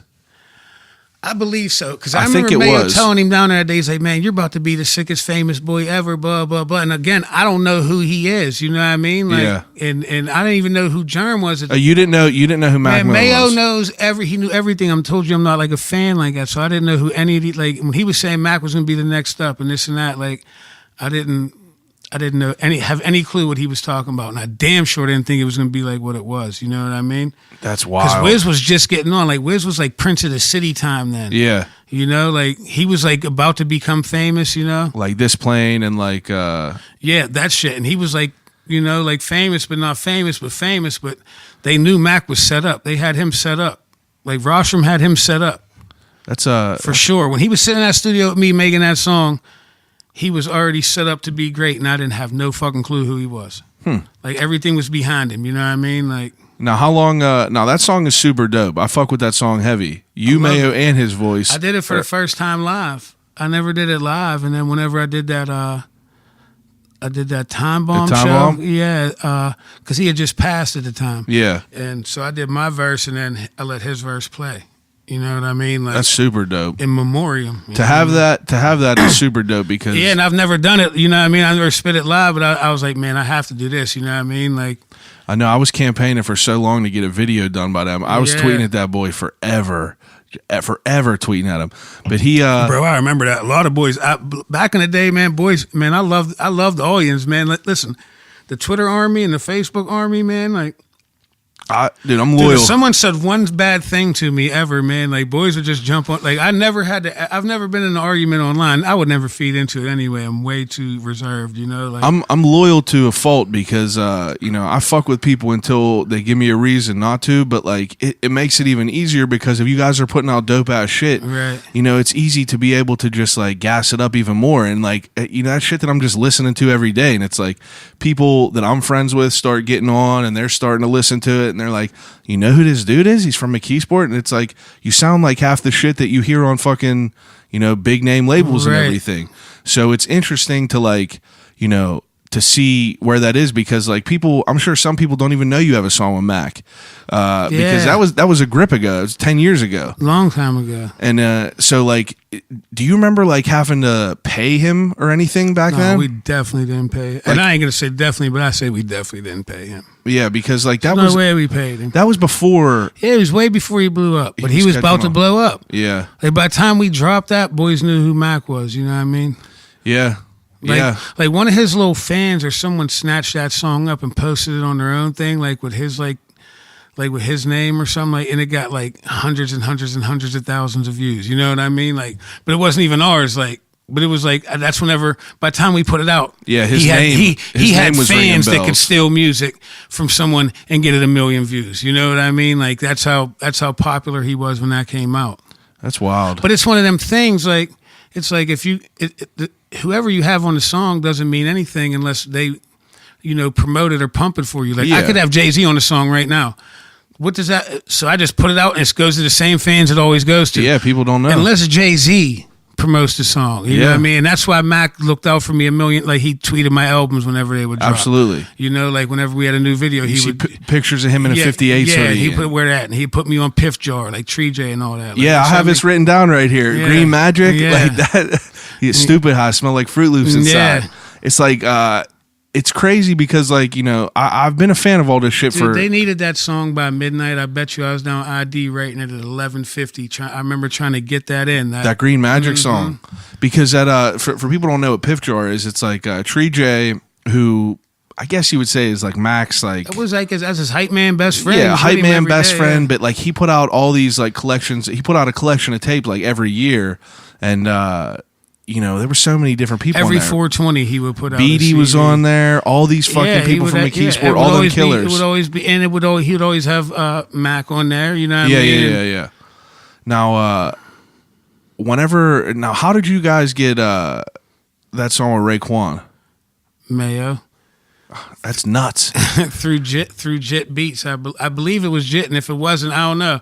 Mayo always pulled the strings. It was Now all Mayo. back then, do you ever remember like paying people for features or anything like that? Them. Oh, you did. Okay. Mayo did.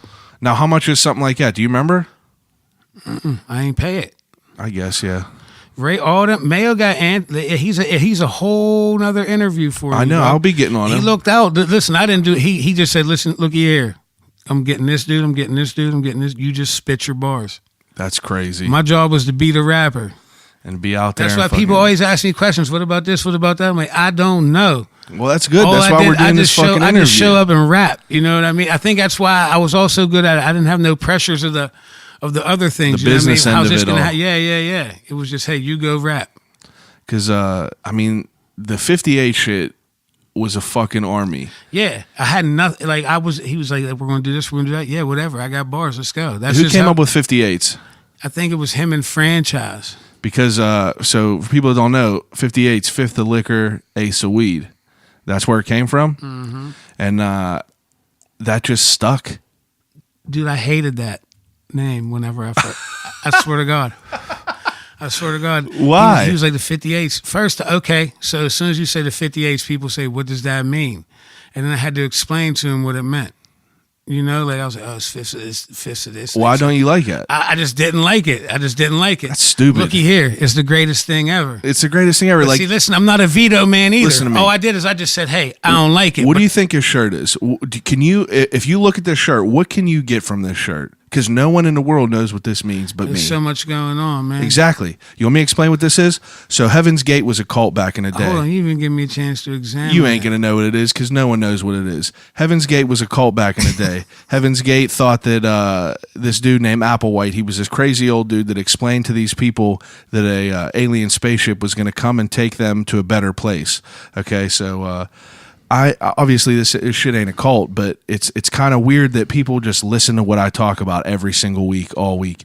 But I made it kind of with that. You know, the Heaven's Gate shit, and he's drinking the special Kool-Aid, says take a sip. Like, Is that the shirt I'm getting? oh yeah, I'm hooking you up with all kinds of Well, shit. everything you just told me, I can't explain that to somebody. You're not supposed to, dude. People Hey, looky are here, going to man. ask me. Looky here. Heaven can't. I ain't got nothing. That's fine. You don't want. This is a secret. People are going to hear this on here, and then they're going to want it. So, right. but Heaven's Gate, these boys wore black sweatsuits and black Nike Decade shoes. Nike quit making these after this mass suicide. All right, and this was a real thing back in the day. I made this little kid saying "Just do it" to pay homage to Nike. Like, I'm in this shit crazy. People have no clue what this is, but that's why I wanted it. It makes it even better. Dude, that shit is so deep. I Bro, didn't hear a word you Dig just deep. said. I'll explain it again after. Hell But, no. Because they're not looking at the shirt. I'm looking at it as you said. That's fine. Go online. My website will be dropping soon. I'll call you right Like a back.com. Kool-Aid beaker on him. Yeah, he has a picture of Kool-Aid and he poured a cup. Jesus Christ. And it says take Is a that sip. in a you'll love martini it. glass? Yeah, you already know it. Is that a Sawzall she got? What is that? That's my fucking phone. That's my logo. He said, "Is that a Sawzall?" Yeah, he said, "Is it a Sawzall?" But right. the 58s hoodies were iconic. I remember my first one I ever bought was a Murdered Out one at Shadow Lounge at that Mac show. And I just remember being there for Blasphemy. I worked with Blasphemy. I was on like their I street miss team. them days, man. Yeah, like back in them days, like whenever all that. Dude, listen, there's so many now that we like talk about it, like it's like all I did was rap. Like Yeah. Blasphemy, what they did for me, dude, what Time Bomb did for me, what Mayo, what so many people did for me is out of this world, bro. All I did was rap. I mean, it speaks Blasphemy for itself, had me in though. the Tribune Review. They had me here. They had me doing, you know what I mean? Like my shit was on radio. Like It speaks for itself, though. I mean, I did none of that, bro. But do you think if you were trash, you would be out there? And I knew that, and I Yeah. knew that, and that's why I still, you know what I mean? That's why I was. And I think you weren't I mean, I know you weren't to me. You weren't like a fucking asshole. No, I'm not. You were People always, that don't know me think I am. That's just because you're quiet. Yeah. You know, like I remember going to that Shadow Lounge show. It's like you obviously knew who I was, but like we didn't see each other that much. But like you came up to me and you shook my hand, say what's up, and it's like you always been cool since then, and like it's been easy to it's easy to fuck with people who aren't dickheads. Yeah. You know what I mean? If you act like it would have been weird if it was a dude that I've known almost my entire life was like being like, oh, I'm too good for these people. No. You know what I mean? How could I be? Who am I to be too good for? Dude, there's so many people like that. Like I worked at Shit. that Threads for 3 Yeah. years. You don't even understand the types of like fucking egos that would come through there. It's like people that ain't shit come through there and act like they're fucking gods. Yeah. and it ain't. You know what I mean? You just don't listen to them people. Oh, I don't pay no mind to them, but it just, egos are weird, man. It is. It's super weird. Egos are weird for sure. But so the Mon Valley Miracle, I feel, was like whenever shit started obviously taking off a little bit heavy, and then you guys started just churning out tapes. But the thing that always stuck out to me is you guys always had visuals. Mon Valley Mondays. Right. Mon Valley Mondays was so dope. Yeah, that's when we met Ben. Ben Fredette. Ben Fredette was my infamous first guest on my original podcast. Was he? That's Yeah. awesome. Ben Fredette was the Ben's first a good guest guy, ever. Man. And now he's just killing it in Barstool. Crushing it. Yeah, Just running around with killing Dave it. Portnoy. I know, running dude. around with El Presidente. Huh? Unreal. But, he where'd he come from? Jersey. Just a young boy from Jersey. How'd you guys get linked up with him? I think it was him and Steel Wheels. I linked with Ben because he messaged me. I think I told this story to Mike Jacks or something. Ben hit me up, and I thought he was an Asian dude because he had an Asian emoji, because he had put this video out, I guess, for somebody. Yeah. And he was an Asian rapper or something like that. I think that's how Ben tells the story. I don't know, but either way, Ben's emoji was an Asian guy. So he hit me up and he's like, I'm coming to, Pittsburgh. I want to film your videos. I'm a fan, blah, blah, blah, blah. I'm like, all right, cool, of course. Yeah. He's going to take come on, let's go.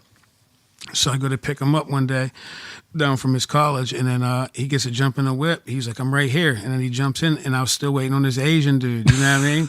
And it was just Ben, little Ben from Jersey with his little knapsack and his camera. And he just hopped in. He's like, oh, yeah, good. Let's go. Yeah, let's go. Good. And then he just filmed our videos forever, dude. And forever. Like, he was like, whatever, man, I'm down. Let's do Yeah, you could tell that dude was a ride or die oh, man, for it. Listen. Again, when I just thank Blasphemy and there's another person like Ben Fredette. You know what I mean? No questions asked. Yo, let's go, man. Yeah, he got lyrics on his fucking legs. Listen, he got fucking the tattoo. Yeah, he's with it forever. Yeah. But that dude was always so cool, and like you guys, that was always a big thing to me. Like I was never someone that would like listen through the whole catalogs or CDs. I listened to the hits of shit. I wasn't crazy real big into music, right. But the visuals is what got me, and the fact that you guys had mad videos was like super dope to me because that's big. Yeah, it's big because I just told you before. I only listen to people on YouTube. But yeah, exactly. Yeah. But like if you have a video and you could watch the people and like the creativity that they're putting out through that, like for instance, like my favorite video that you guys put out, and even my favorite songings did, but it's my favorite video is a comeback video, right? And Heavyweight Shakedown.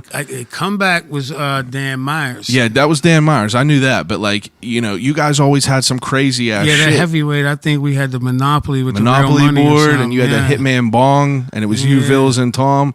But like all them videos were wild. Even back then, whenever Yins didn't have like a fucking nice camera like that, Formed in McKee. Yeah.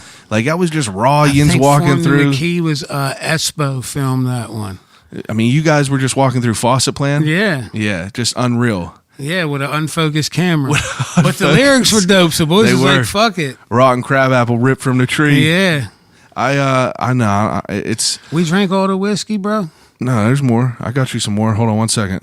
Now, while I refill this fool's crown, listen to this unreleased track by B. White and 4 Pound. It's called Day Job.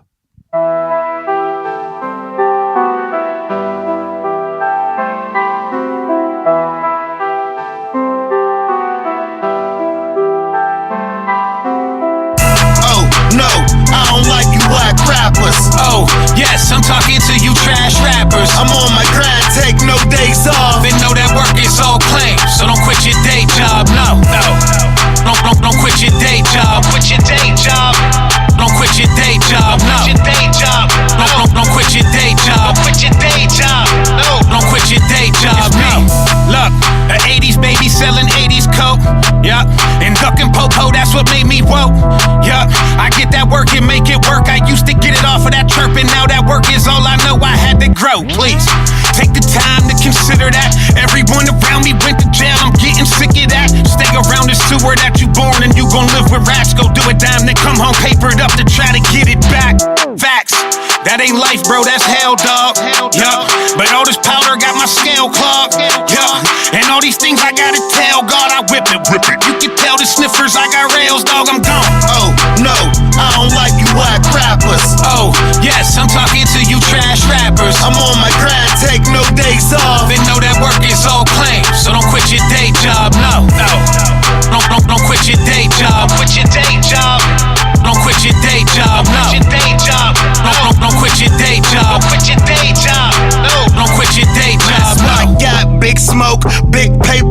Major Kane. Whole squad, young soldiers like Major Payne. The pack came, disappeared like David Blaine. Smoking paper plane, chain look like frozen rain. The narcs know I got more stripes than the barcode. And from Colorado, that sticky green gelato. Click all apes, my hood of Congo. Shoes 500, I ball on them like Lonzo. Ha! I hit the store and get more baggies. 40 racks, free key racks. Nigga, the fans grabbed him. Phone hot, took the rap. Didn't panic, just trying to manage. Stack this paper and live lavish. Oh, no, I don't like you whack rappers. Oh, yes, I'm talking to you trash rappers. I'm on my grind, take no days off. They know that work is all claims, so don't quit your day job. No. Don't quit your day job. Quit your day job. Don't quit your day job. No. Quit your day job. Don't quit your day job. Quit your day job. No. Don't quit your day job. No.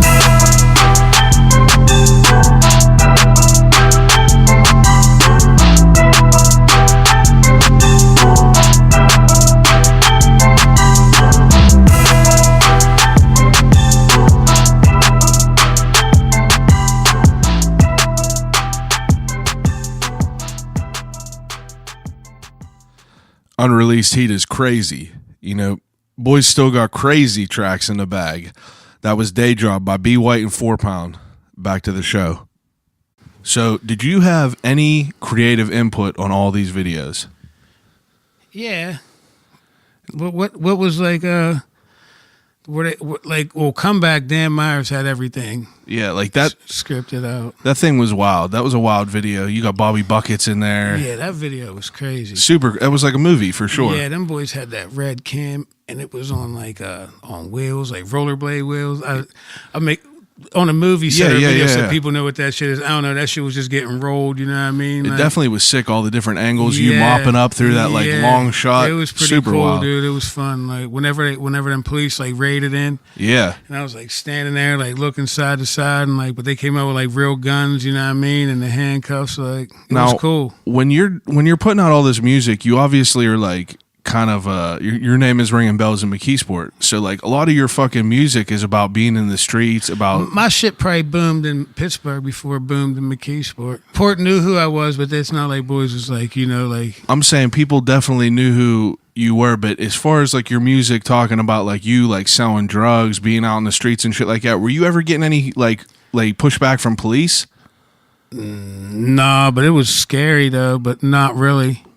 But I always had a job. Yeah.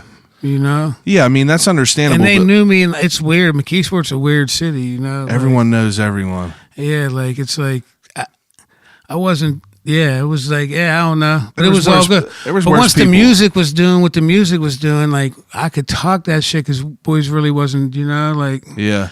We was like, it was the music. We were doing shit all the time. There was studio every couple days, like, and videos, and then like shows. Like we weren't out there running wild. So you know what I mean? Like we couldn't. It was like by the time that everyone heard what we were saying. Yeah, Yins didn't have to be out there in the streets. There you go. That makes sense. Yeah, because like, but Yins were still rapping about like the shit that Yins had experience in. Like, like Yins definitely like we're real about it, but you just didn't have to fuck everywhere. with it. Yeah, it sucks. I remember a couple of times boys would like make songs like, man, this song's gonna get you locked up. You know what I mean? Like we used to talk about that shit. Like, yeah, that's why I was curious because like you know some of your, if anyone listens to any of your songs, like you could hear shit. Yeah. But you know, I never really understood that. Now, yeah, no one did, man. What do you think about the whole shit with like saying like white boys can't rap? Who said that? I mean, that's, come on now. Yeah, I dig it. But if you can spit, you can spit, man. Like, yeah. Did you ever get were people ever like, who was gonna say something that outspit me then? I guess. Yeah. You know? I was real curious about it. Yeah, no. It's like, but I never even, listen, half the time I wouldn't even want to tell no one I rap. Like, you know what I mean? Like, at that point, I didn't have to, like, face-to-face tell you I rap. You know what I mean? Like, the internet was doing what the internet had to, I didn't have to, you know, hand-to-hand. I didn't have to tell someone I could rap. Yeah, people were just hearing you off of the tape. So that's what I'm saying. Like, it's like if I met someone that knew who I was, you know what I mean? And they knew who I was. And if they questioned me, it's like, dude, you know who I am. So I'm already doing my job, you know? Like, that's a good point, too. You feel? So I didn't have to, like, prove myself to anyone, like. That's a good way to. Them acknowledging me by who I was. I You already proved it. Yeah, problem solved. People already knew your name. Yeah. That makes sense.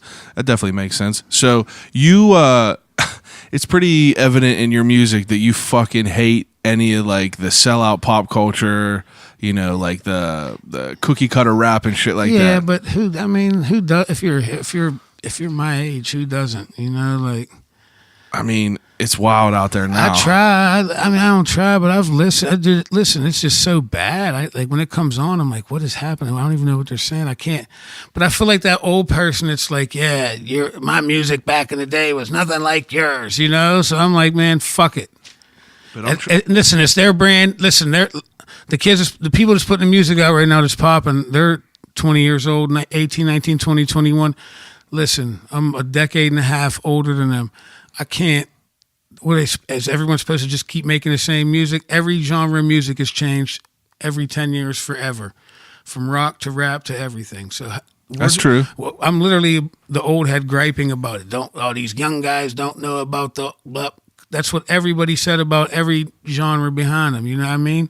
Do you listen to anything new? Fuck no. But that don't mean I'm gonna. I'm not gonna. If I start griping or caring about them, then that's like using up brain space.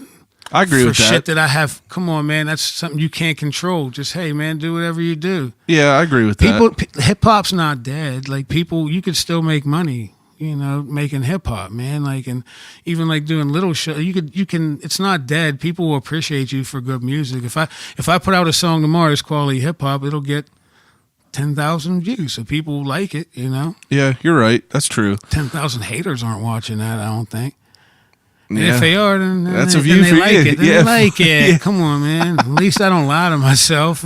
So I asked you, I usually don't tell anyone the questions I'm going to ask them beforehand, but I really wanted you to like take time and think about something. So you've made probably over, you made hundreds of songs. For sure. Now, did you do what I asked you to? Did you think about like 5 songs that were your 5, like some of your favorites that you ever Mine? put out? Yeah. Yeah, Your personal I favorite. typed them in my phone one night over a couple whiskeys, but I don't even know if I don't even remember looking at it after that. You want me to look at it? Yeah, I want you to look at it. I'll find my notepad for you real quick. What did you ask me? What was it? Your top 5 My favorite songs. songs you've ever created. Of mine? Yes. Well, funeral music. I knew that. I could have guessed that. Yeah, because that was like, you know, like, It's your boy. yeah. And then Let's Go, because that's like That's the an anthem. There you go. Anthem. They say Yeah. boy said it at the same time. And then I got, what else you think I got on there? I mean, I'll name you mine. Go ahead. Okay, so these are in no order, and I made my own mixtape of probably like 15 of your songs. Like, these are my bangers from you. So I got Dig Deep in the beginning.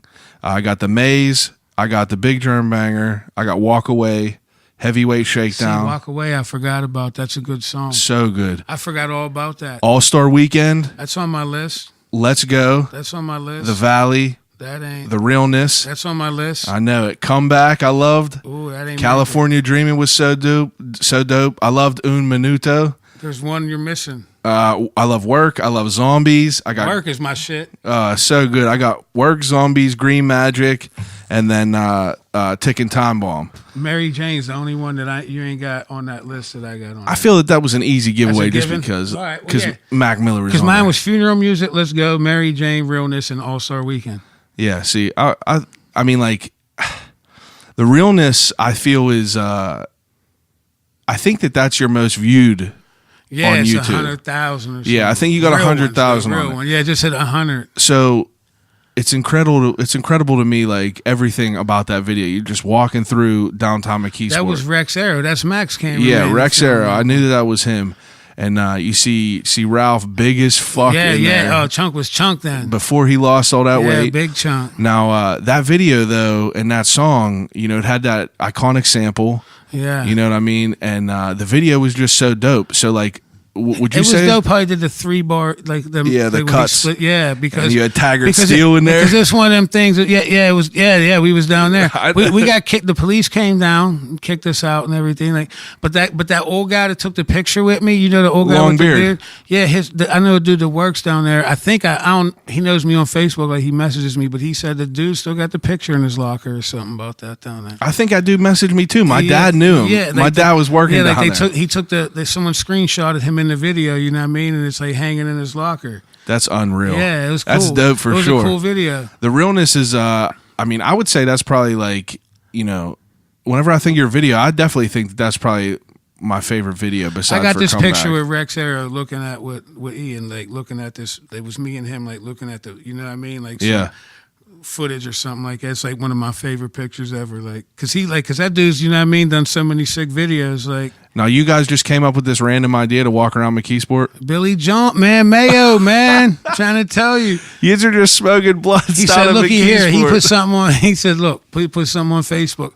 Anyone wants to get in the video, come down this, the parking garage or whatever." And boys just popped up down there. Pyrex Press was down there. 58 stage, like Kev, a Wu-Tang. Kev Menifee was down there. Tom Doug. I'm trying to think of all the people in the video. Ghost was in there. Turk was there. Ghost Vils was there. Royal E was Ghost there. and Vils. Royal was there. I'm trying to think who else. There was a lot of people. Yeah. Yeah. Big Bubs was there. There were so many people in that video, but like it's just that's such a simple like concept of a video. Yeah, the way he split this, like when the beat would go don't, it would be these 3 Yeah, it would screenshots. stack. Yeah, he would stack it up. Like that was basically like when you like pay someone for a video, it's like, all right, that's do something to it that's, you know what I mean? Don't make it a Different. regular run through. Yeah, just do something just like Break that's why it he's up. so good at it. Like he just went boom, boom, boom. And like that video, like that shit was so simple, but Simple but cool, man. it made such like a and the camera, like the way like it's filmed. the clarity and everything, and Yeah, the way you he, tell it was zoomed- professional. Oh man, that shit was out of this world, dude. It was dope. Now, what was your favorite video you've ever done? Probably, I mean, comeback just because of the way it came out, but it was like a written like Yeah, it was like a script type of movie. thing. It was definitely like But, a movie. I'm trying to think, like the one I did, me and Ben did that Let Me Breathe for a Minute, Yeah, the black and white one. yeah. Like if you ever if you watch the video again, you'll see like if you just look at my shoulder a couple times, there's looks like a couple moths on it, but they're chunks of wood. This wood kept falling and hit me on the head. You know what I mean? Like so, like if you watch the video, you'll like see me spit, and then it'll come back to me, and it'll be like pieces of like plywood, like chips That's of plywood. unreal. They look like moss. You know what I mean? Like. But like that video, I love because just the way, like how we were just right there, boom, boom, boom. You know Yeah. what I mean? Like we didn't have to change any location. And funeral music is just like whenever I'm walking, like, you know what I mean, at the beginning, like, and everything. Yeah. Like Who did that video? Ben. Okay, that's what I thought. Ben killed that video. That's Yeah. probably like like anytime I like watch my own videos, like that's like one of the ones I watch. That funeral music one. Yeah. Yeah, I mean, any song that has any like sentimental value like that, I'm sure like adds. And Ben killed the visuals. You couldn't have done it no better. Like Yeah, like he definitely all the Mon Valley Monday shit was just I'm like trying to think. unreal. Let's Go was so crazy. Let's Go was sick. McKee City if you Kid. really look at Let's Go, all the cameos that are in there, like there's literally hundreds of well-known people in there that boys sometimes Yeah. don't even see. They go by so quick, you know. Yeah, I mean like even what's the one with you and 4 Pound and Todd's? I do this every day. Oh yeah, like that again, like that one, like that shit was crazy. Yeah, We're cooking the bird. yeah. Listen, looky here. Since Todd's is closed now, I can really tell what happened there. Yeah, I want to know. Looky here. So you see how we're like back there, like just like. Fucking around. Bro, the kitchen was open. Fam, looky here.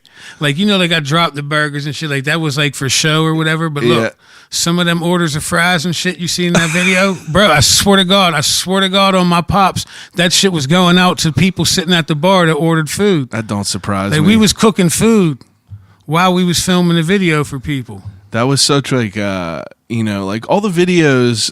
Bro, we sent orders of fries out during the video shoot. These people really came in and ordered food, and they thought a cook was back there, and it was me and 4 Pound, Billy John with a mop, and Ben with a camera, Yeah, playing basketball with onions. that's some epic shit. You It know, was like great. after looking through all this stuff, trying Yeah. to like prepare for this interview, like I I was looking through your catalog of music, and even like the Dig Deep videos and shit like that. Even like, like you had to be what, 24 back then? Let me think. If that was 08. I'll tell you, I was 18 in 01, 02. 01, I turned 18. So if that's 08, let's add 7 years to that? 25. Yeah. That's unreal to think about. Yeah. It's definitely crazy to think about 10 it. years. And that's fucking nuts. So your the last tape that you put out was I Hate Rappers. Okay, now I remember whenever this went on, you guys like did some sort of deal.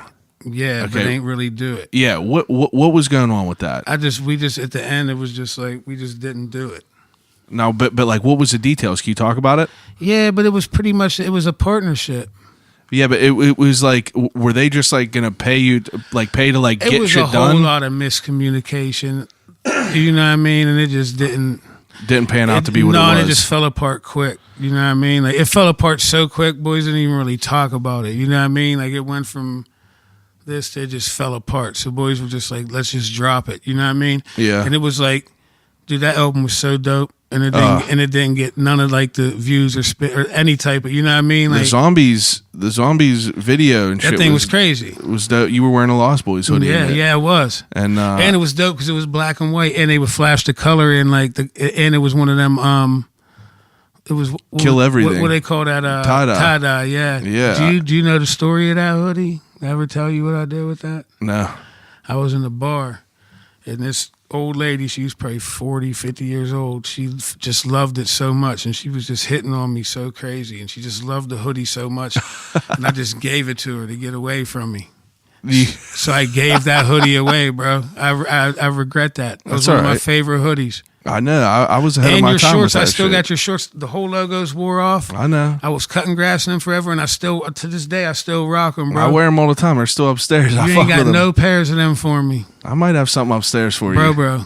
I might have something upstairs. I got to look after this. But you came up with this I Hate Rappers, and like, it's like super apparent that you just like, you got lines that say like,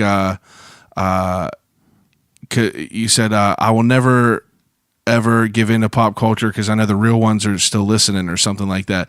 And like, I always thought that was like super, I don't know, honorable, noble, whatever. Yeah, the and fuck also stubborn. It's stubborn. So that's what I want to ask you about. Well, like, no, it's exactly what you said. Like, it's like, yeah, it's honorable to me. Like, fuck that. I'm not going to do that. But also it's stubborn, It's stubborn. So like, but I feel like I like can sleep at night. You're realistic enough to be able to like have a conversation about this. So, do you think that you being stubborn and not being is open to like conform to what the shit was popping, like hindered you from like? Absolutely.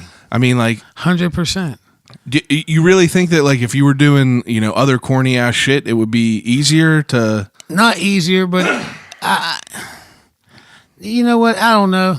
I really don't know. But the reason is because why not try it? You know what I mean? Like I agree. Like, there's a lot of like my favorite artists that made terrible music. But but sometimes if it's so bad, like I can't even listen. I can't listen to Eminem no more. Ugh. Because he's made so many bad songs. You understand? Yeah. But like when I listen to like Jeezy's my favorite rapper. Yeah. Like he has like some of them songs I don't really like, but it's not like.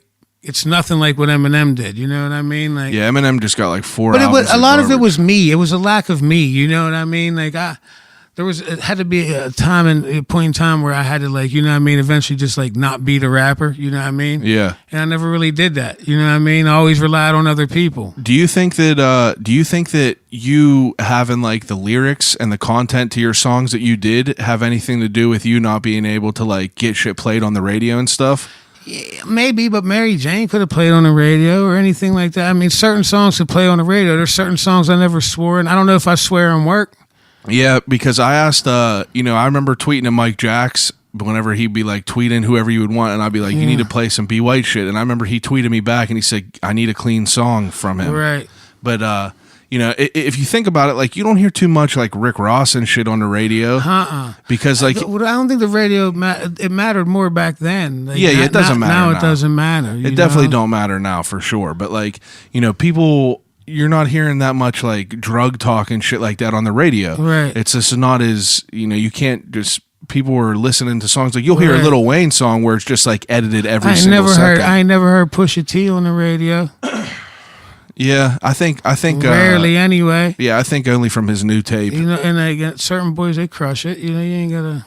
That's a good point. Like if I were just to sit back and like devise a quick plan, in a couple of months we could be back. You know what I mean? Booming again. Like, but my mind ain't into really making music lately, so I just haven't been making music. Yeah. That's simply what it boils down to. I never made a living off the music, so it's like if I don't feel like making it, then you Yeah. know. I think you had a really But I do got a lot of new songs. That, like I probably got 10. I got an album's worth of music right now I could release. And how recent have you been recording? They're all within the past year and a half. Like Yeah. yeah, like right before Jerm moved away, I went down a lot. Now, are you someone that has to be like in the mode to like record, or can you just like get in Not there? to record, to write. I mean, to write. That's what I mean. Yeah, I gotta be alone. Oh, really? Yeah. Now, do you get fucked up beforehand, or does that? No, you can't. I mean, I could have Yeah, a a couple little bit, but you drinks can't get, or- like- or- and a couple, smoke a little weed, but I can't be killed. Yeah. No, we can't be like doing shots. Like, hey, cheers. You know, like, like you can't. Yeah, I for can't sure. leave a bar and go home and write a song. Is what I'm saying.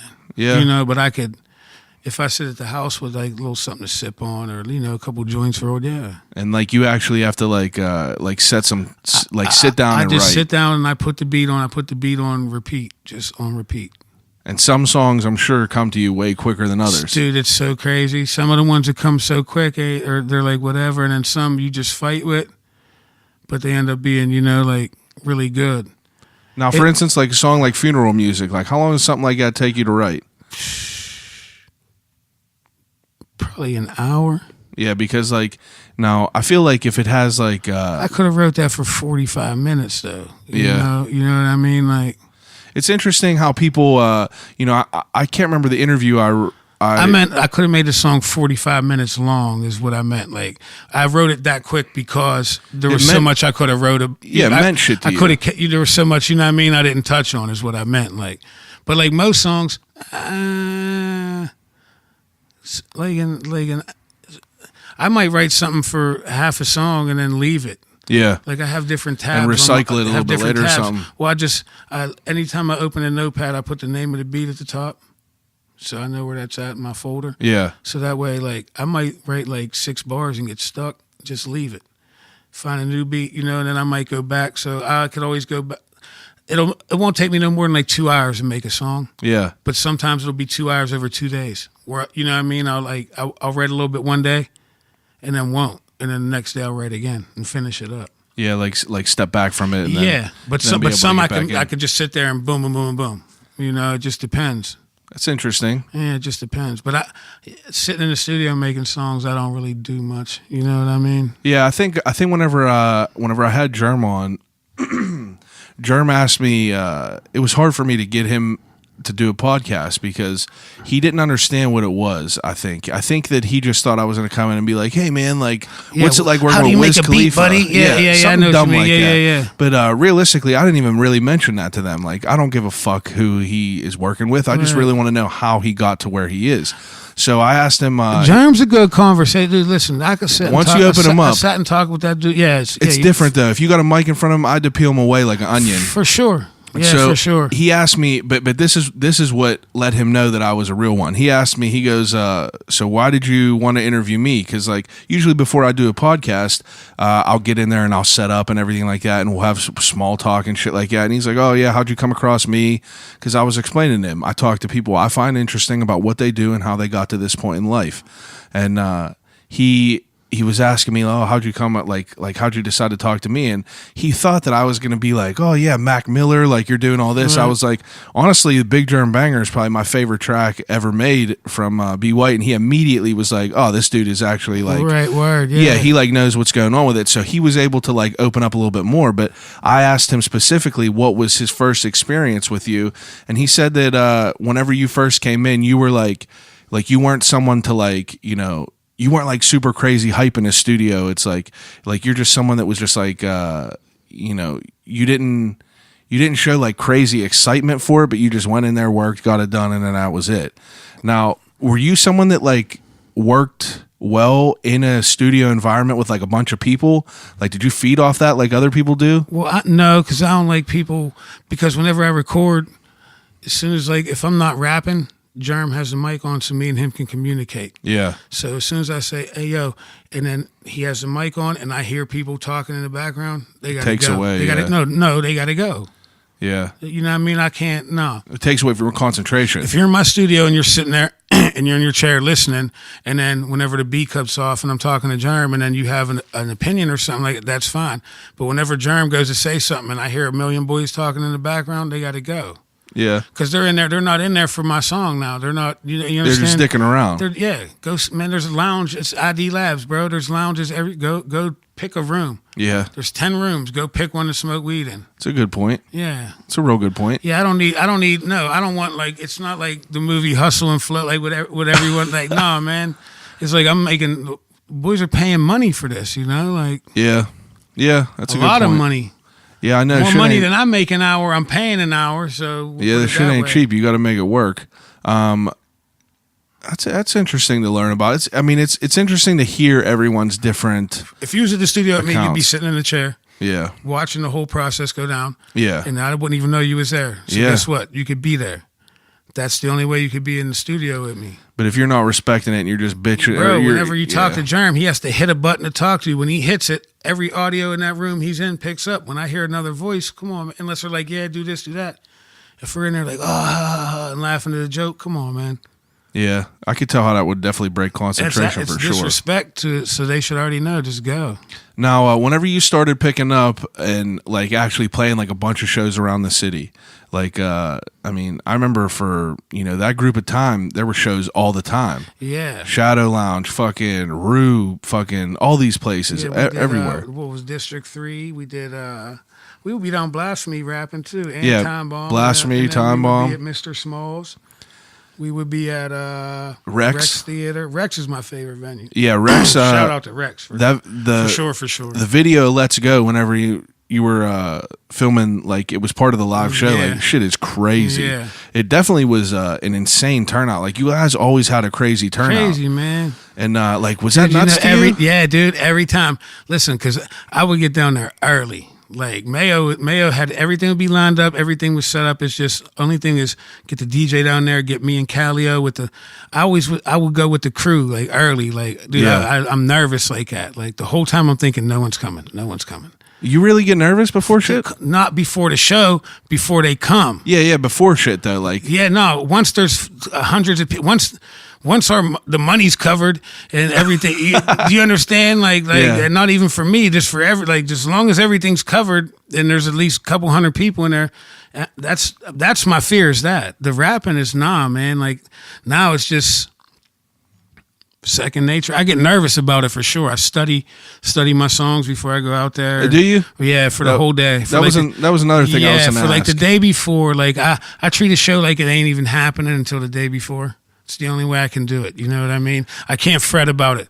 So then the day before I pick my songs. I was always interested on how people remember lyrics. It's, dude, I don't know. Boaz, sickest boy at it. Billy John, sickest boy. They can memorize everything. Me, bro, I have to literally play my songs over and over again. Yeah. Over and over again. And just study them like a fucking test.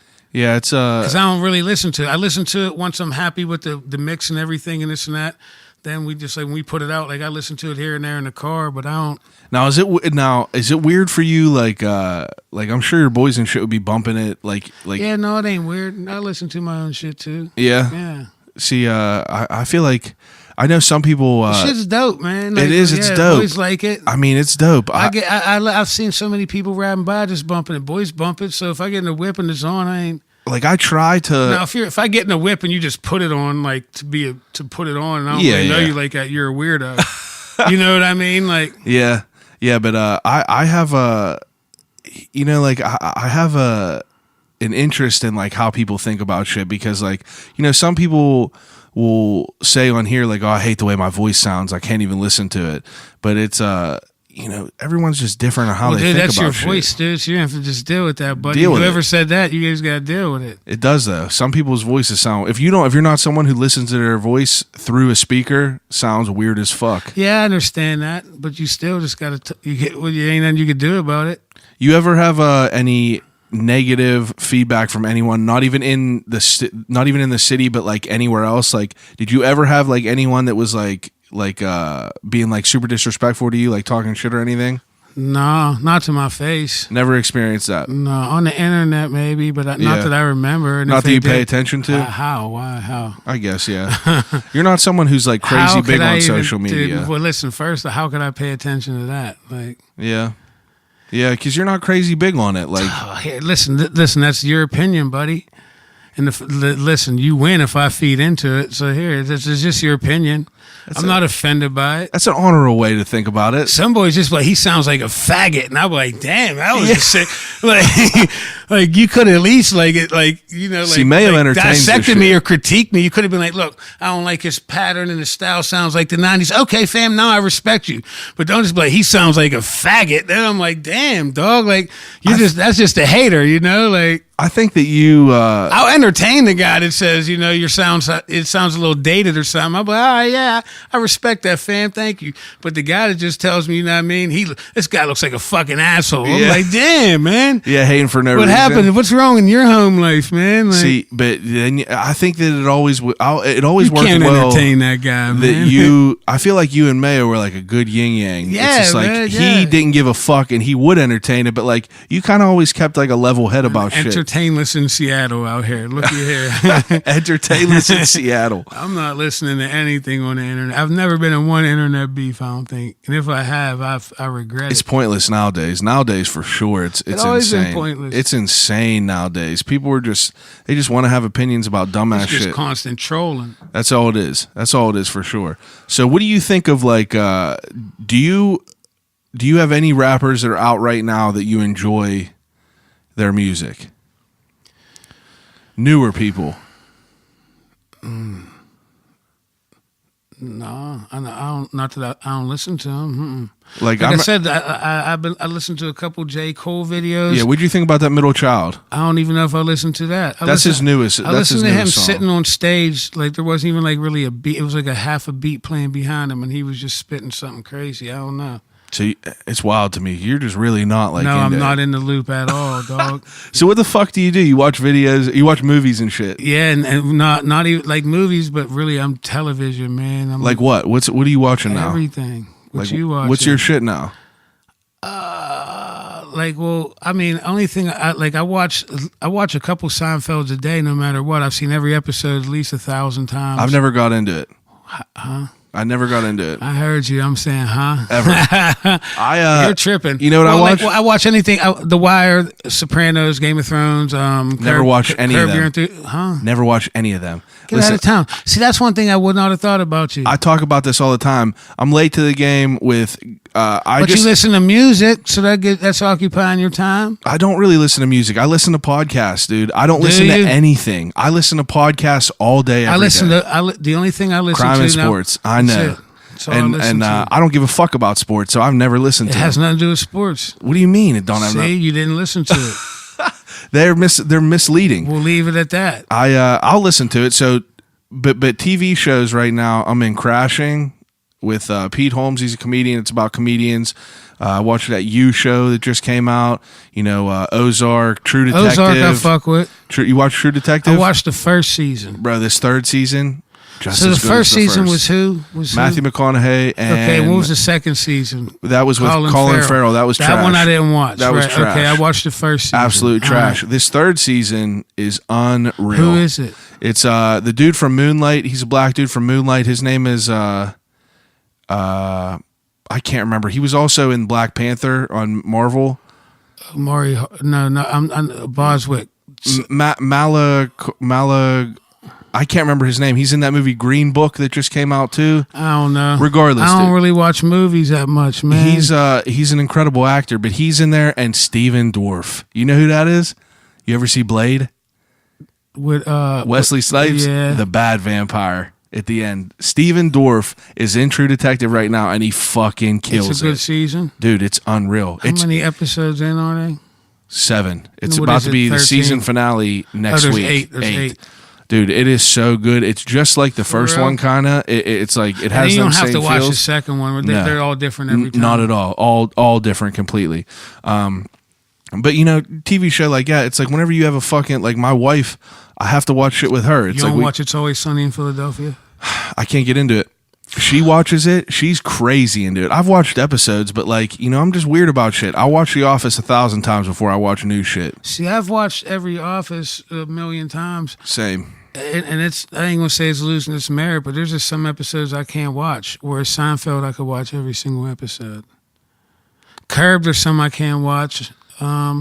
Yeah, some Curb shit. I've probably watched 2 seasons of that, and it's just like I like Curb, but it's the same thing over and over. yeah. again. It's just he gets in a bad way, and it's just woe is I've been me. watching Parks and Recreation a lot lately. I watched 3 seasons of that, but then I love stopped. Ron Swanson. Ron Swanson is hard for sure. Yeah. He's definitely dope. Yeah, dude, I don't listen to new music really. It's like if people put out albums, like I heard that J. Cole put something out and people were like buzzing it up. If I see it like catch on fire on Twitter, I take that back. I said it stinks. I don't know. I just don't listen to it, so I mean, can say it stinks. there's a lot of dope shit out. That's what I mean. That's what I'm saying. I'm taking that back. It makes me sound like a hater. That's good. I mean, at least you I recognize sound like the it. guy. Yeah. You sound like the guy. That's why I took it back. I stopped you mid sentence to say that. I don't. There's definitely dope shit out, but it's just there's so much shit. I don't want to listen to it. But then there's sometimes something pops up and I. Yeah. My most recent, shit that I've been listening to was, I listen to weird people like Black Bear. You know who that is? Nah, He's the just rapper. He's a skinny white dude that makes like weird, like has like auto-tune shit on his voice. Oh, and, God. I listen to some weird shit, dude, but I really don't listen to music. It's podcasts. Listen, man, I ain't what the fuck. I ain't gonna judge you. Oh, I don't give a fuck. Do you if know you're whose judging me. podcast I enjoy? Gilbert Godfrey. You ever listen to that sick fucker? Yeah. You ever see his documentary on Amazon? Is it good? Wild. I'm a fan of it. Ever since Howard Stern, he was always on Stern back in the day. I used to be like, man, I love this dude, man. Like, I fucked with him since back in Problem Child. Norm Macdonald's probably my favorite. Like, do you fuck with Norm Macdonald? Yeah, I thought his newer show on Netflix, that I stunk. didn't like it. That stunk because Yeah. he was being controlled. Listen, looky here. If you just go back and you just put on Weekend Update, remember he was Weekend Update? Yeah, that was the best. You go type in his name and Weekend Update and you watch that. Because he had freedom. Bro, he killed OJ. So sick, dog. Listen, Norm Macdonald, Patrice O'Neal's my favorite comedian of all Yeah, time. he's unreal. He's my favorite of all time. Bill Burr is very close, second. And other than that, I'm still a big Eddie Murphy fan, bro. Like Raw and Delirious were just out of this world. unreal. They were just so ahead But of like, their what the time. fuck's he been doing lately? Chappelle's, he doesn't have to. Chappelle's unreal still. I Listen, just saw Eddie Murphy Segura the doesn't other have day. to. Eddie Murphy doesn't have to. You going to Joey Diaz? Yeah, I already have tickets. I got a little plug down there, man. I'm just saying. Got a couple people down there He's too. going the back door, dog. Going the back door? Yeah, you going the back door? I already bought tickets. No, you still going the back door with me? I mean, I'll go in the back door. I buy the tickets. Them people fucking know me down there. I performed down there. You already know that. You did, man. I did. I'm proud of you for that. 4 too, times. Dude. No, listen, I'm literally proud of you for that because the balls that takes. And look, I discuss that shit with appreciate Butts all the that. time, and I'm like, look. Because he always He's talks about sick. it. And I just say, dog, you got to go do it. I said, Chad went and did it. Blah, blah. I swear to God, like, I always, listen, whenever the shit pops up on the thing, and I know they got an open mic night, I send it to him. You know what I mean? Like, There's one in I April. won't even do it. And then we talk about people bombing this and that, and I'm like, man, Chad said he bombed. But, like, Crazy. because you're my only person I know that has ever done it. You know what I mean? Like, So that competition, it was March Madness. There was 4 nights. Started with 32 people. I didn't bomb any of them 4 how many nights. people were there watching? Like, There was fan-wise? over 150. Okay, so It it was was filled. popping. Okay, Filled there. You were probably And, were you shitting your pants? Scaredest I've ever been in my Yeah, life. see, now looky here. Ever. What you were going up there to do is way different than what I do, bro. Listen, I already have my songs listed out, and I know what I'm doing. This and that. You're doing something way different than That me, was bro. 1,000,000% the scaredest I've ever been in my Oh, life. dude, I couldn't imagine. And then, I couldn't even understand. I'm not even nervous about people like couldn't like imagine. talking in front of people. It was more or less people finding finding the things that I wanted to talk about if they found them funny. Yeah, but you fuck them. it went well, dude. Like, and that's what you got to think. I just don't give a fuck what people think about me. So I was just up there and it was fine. Did someone film it? I got all 4 of them on my phone right now. We'll watch it after this. Email them to me. Yeah, but so that was a dope. All 4 of them, I made it to like 3rd place out of 32 people. First time ever doing it, and I was like, that's sick. And then people asked me to be on another show, the next one. Next one, I bombed the worst. Did you? The Same worst. set? No. First of all, I thought that all these people in this competition were going to be using different sets. I thought every week was a different set. You're crazy, dude. Bro, every single week I wrote different jokes. Oh, you're tripping. And well, listen, that's impossible. How could you even do that, dude? Because what I would do is I would come home from work. So everyone you was going against was using the same set every single time. Same thing every time. Well, whenever did you know that? No, because I did my first set, went great. I killed the first time. I fucking murdered. I'm saying, so when you came back. Yeah, second time, I thought people were going to be writing. And here's what I'm saying. So you saw them all do their original sets? Oh, yeah. And you still chose to go with your new set? Yeah, because like I wrote new jokes. I was like, fuck these dudes doing the same things. Well, see, there you go. You're like me in music. Yeah, I was like... shoot yourself in the foot, buddy. How you like it? Hey, you still got your pride, though, right? Yeah, no one will take that away. Hey, does this shit start to make sense to you now? Yeah, exactly. You could have went up there. There you go. You could have went up there and been like, I'm going to do what they did. But what you say? I'm not doing what they did. And there you go. I do my own shit the own way. Hey, can you live with it? Are you all right? I live with it. There you go, motherfucker. That's what I'm telling you. Now, welcome to my world. The questions you're asking me, you've already lived it. You just didn't know it. Yeah. Simple as that, Everyone's different ways. Simple as that, man. All right, let me... Shot yourself right in the goddamn foot. So what's like the next move with all this shit? Are you going to be making some more music? You putting out more music? What's the plan? Yeah, I got music recorded, and I've been starting to write lately, so... I hope so. No, I can't really say I have a set thing because I haven't really, you know what I mean? That's fine, just as long as there's some creative juices flowing. And I got, man, like you said, when we watch your comedy, whenever we shut this down, I got these new joints, man. Like, I'm excited to hear it. And I'll send it to you, and I'll let you play it at the end of this joint if you want to put it in. I'll do that for sure. New release or something like that. I'll do that for sure. That'll be good. I got a couple of and I got that 58s hoodie that I got. We're going to do a quick giveaway with that. How for do you sure. do that? You're going to blow it up on your Instagram, and I'm going to blow it up on mine. All right. Even though your Instagram is desolate. Yeah, you know what? It's time, huh? It's time. So, okay. So for the end of this podcast, I do a segment with everyone. It's called Desert Island Questions.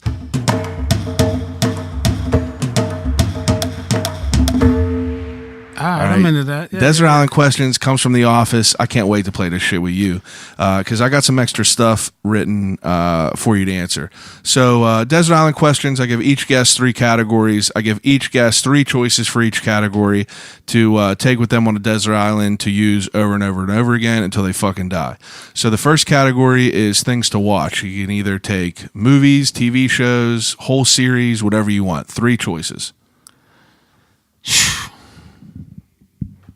I don't think that's that hard. That's, you know what? Like, cause like The Wire is the greatest show ever to me, those and that. But that's if I'm on a deserted island. Yeah. I'm gonna take Seinfeld. Okay. It's Always Sunny in Philadelphia. Okay. In The Office. There you go. I like that. Yeah, that'll be the third. Bro, The Office is unreal. And also, there's a lot of episodes per season, too. Yeah, you got more shit than you could even deal with. I'm sick with The Office where I'll just watch it all the way through and you're already far enough away that you can just restart it again. Looky here. That's how I watch all my favorites. Once I get so deep into the end, I forget. But now I got them all memorized. I know, it's insane. But it's okay. It's all right. Those are good choices, though. So you got Always Sunny, you got Seinfeld, and you got The Office. Yeah. Those are 3 good choices. Those are going to keep your morale up. Yeah, that's what I mean, especially Deserted Island. Boys will be like, oh, yeah, I want to take fucking horror movies. No, and I shit need like to that. laugh. Yeah, the one kid's, I think he said all the Saw movies. Because you got half decent looking like chicks, like Elaine and everything, but you don't see nothing naked. You're on a deserted island, so you can't get too worked up. Yeah. So you have to keep, you understand what I mean? You need to have fully clothed women that are funny, but keep them to a minimum. I know that sounds misogynistic. Minimum amount of women, but as long as they're good looking. You feel me? And then yeah, like That's all right. You add into it. like Dee from It's Always Sunny. Like she's pretty. She's the only chick on there, and they destroy her. I know I would love it. I know I would love that show. I need to watch it again. No, if you don't like it, you don't like it. Man. No, I've the episodes okay that I've to not watched. like shit. The episodes I've watched, I love, like the Jersey Shore where they smoke They were crack. just getting stuck. They had the rum hand. Who They were pooped the getting bed. They were getting yeah. Like I've watched Some them. of it's childish though, but they get away with a lot of shit. Though. He's That's like, why I like it. hold on, I got to put this H on this box. Yeah, I with just love Hornets. Danny DeVito. Yeah, Danny DeVito is my favorite. Do you know that how they ended up with him? No. They had their first season was like 6 episodes or something, and they told him like, we'll keep the show, but you have to get a big name actor because they were on FXX at 10 o'clock at night. You know what I mean? Yeah. And they said that you had to get someone famous, and they got Danny DeVito. Like whenever Unreal. they film those seasons, they do that in like 13 weeks with Danny DeVito, and then they come back and refilm all the rest of their scenes. Like. That is ridiculous. Because he's not around all you know what I mean, all year Yeah, to film yeah, with yeah. them. So he like comes in and comes out, but What the fuck else does he do? he don't have to do nothing. I know. That dude got more money than Did God. you used to ever watch Taxi and shit with him back Oh, in the day? yeah. That was a wild shit. So great. Okay, so the second Deserted category. Island, yeah, let's go. Second category, I asked people, do you read? Yeah, well, no. Yeah, well, it depends. Like I read, but I don't read books. Play video games? Yeah. 3 favorite video games of all time. All time? All time. It could be back in the day shit. N64. Well, no, it's probably because I like the best of games. So it'd be like probably GTA 5. Most overrated of all time. There you go. Red Dead 2. Oh, that's crazy. Yeah. I'd buy that game just to be able to hunt. That's what I do. Listen, I go in there and fish for hours. Yeah, that's so Just get fun. on my horse and just look up bodies of water. I just go fish. Yep. Like, You'd just be riding, Yeah. spend an hour. I like GTA 5 because you were able to do the most. Like you had like the most like, Freedom. That's why I like it. That makes sense. Yeah, I understand Same that. reason I like Red Dead 2. I love the time period of the Western shit. Yeah, and That's dope. then I would probably go like NBA 2K on Dreamcast. I believe it was. Dreamcast. Was it Sheesh. 2K? Was it 2K? Matt, like the comedian that was on here last week, he picked Dreamcast. He picked Crazy what Taxi. year? I'm trying to figure what year it was on the Dreamcast. There was the NFL and the NBA, man. It had to be 2K. It was right around 2K time, man. Yeah, it had to be. Rome Randolph, my boy Rome had the Dreamcast in his basement. We used to be over there. That was the first place. Like me and him used to get high, and his parents were a little older, and he said old people can't smell. That's what he used to tell me. Swear to God, to this day I believe it, even though I know it ain't true. He's like old people can't smell, so he would just smoke weed and just go into his crib because my parents would smell the weed. Like, Yeah. So we go into his crib right to the basement. His dad always had incense lit and shit. And we would go down because his dad was a smoker. I ain't know it then; he knew it. But then we would go downstairs and just get on the Dream. He always had the newest video game. Dreamcast. I only knew one other person that had a Dreamcast. The one with Moss or something. It was NFL 2K or NFL. Yeah, it was around that time. But that game, that era, me and him was playing for that. That shit was my most favorite. Those were 3. That's 3 But good other choices. than that, the GTA and the Red Dead, I still You play play. that for I still years. play. You'd be able to play that for I still years play, too. and it's the newest game, so nothing can top the newers. You know what I mean? Like, Yeah, that makes sense. I Did you hear? can't put Mario. Listen, as cool as Mario was, and for my time age, and blah blah blah blah, doing, and coins Zelda popping and and shit. shit Come like on, that. bro, look here, I'm out here lassoing pigs and fishing and shooting people and doing missions, robbing trains. Looky here, and you ain't gonna put Mario Brothers 3 or Sonic and Tails on there. You can't. You know you're supposed to. You know they're supposed to make a samurai version of Red Dead, where you're like a samurai from back in the day. About to be crazy. See, you like ninja shit. I don't like ninja shit. I mean, you ever see The Last Samurai with Tom Cruise? Nah, Yeah, you watch that movie and you're gonna change your tone. I would never. But I would. Kill Bill. You ever see Kill Bill? Yeah, You like that? yeah. Come on now. Same thing. Not really, but you know, Tom Cruise is weird to me. No shit. Tom Cruise. That's is where weird you to me. lost me. You know the With Scientology Tommy there. shit. You lost me with Tommy Cruise. Yeah, but like you know, the dude is a G. Like in that movie, it's an unreal movie. Regardless, though, What was he in Pittsburgh? Jack Reacher. I didn't watch that. It was great. I didn't watch it. Great. Such a hot word. It was all right. It was good. I threw great status on this boy real quick. Great is like Shawshank Redemption. Yeah, it was. I was lying right there. He wasn't all right. great. It was good though. That's like the Fast and the Furious. It's like those are cool to watch. That movie stinks. The 9th, 10th, and 11th one. The first one stunk, and they all stunk afterwards. Hush your man. fucking mouth. The first Fast and the Furious. Listen, I went to go see that movie with my brother, my dad, and me. That don't make it good. No, listen. Up at Distinta, whenever they first open, and after you have a distinct nostalgia attachment to this. It's all nostalgic. I'm not saying it's good. I'm saying that these idiots who watched this movie, whenever we all left, because that was back whenever they had midnight showings. These fucking idiots in their Honda Civics got Price out. burners, they burn yeah, out. they're I just had peeling I had away. a 91 Civic. All these people got all fucking revved up and they were ready to go after Yeah, that movie. that should have made you hate the movie more. Nah, that's nostalgic for me. Okay, so That movie third, he said that movie stunk. The third category, I bet I'd be able to guess at least two of these. You get 3 musical choices to take with you. Artists or albums or what? You could take whole artists, their whole discographies. I feel like you would pick Jeezy. I feel like you would pick Tupac, and then I don't know who your third would be. Probably your own music. No, wow. See, I might. You know what? I would take my own music. I would take my own music to keep my own sanity. Yeah. So I would take my own music, but let's put that in a. Well, I'll give you that too. We'll put that on the side. Yeah, pick 3 more. The Tupac, I'm going to take Tupac out of there. Oh yeah. Yeah, because I'm on a deserted island. Listen, I ain't got time to be preached to right now, sir. But also, like, it would be Jeezy, it would be Jay-Z, for sure. Nah, you know what? I'll say Scarface is on that list. And then you got AZ and Pusha T. That's who I got right now, stuck all in my thing. So you're saying Scarface, Jay-Z, AZ, and Pusha T. Those 4 people. That's what's fighting. I'm gonna go.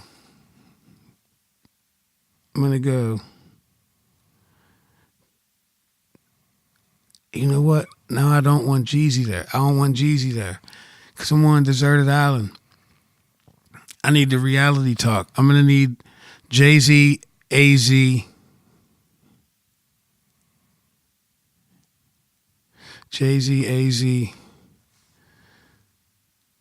and Scarface.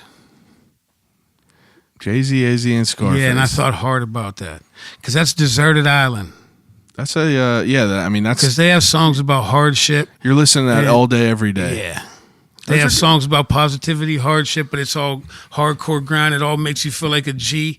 I'm on a deserted island. I need to be, like feeling like a hyped up, G'd up. You know what I mean? I need to feel like a gangster. I'm by myself on a deserted island. I'm stuck. I need motivation. Now, would you say that those 3 rappers right there gave you most motivated you coming up through like your style? I don't know, man.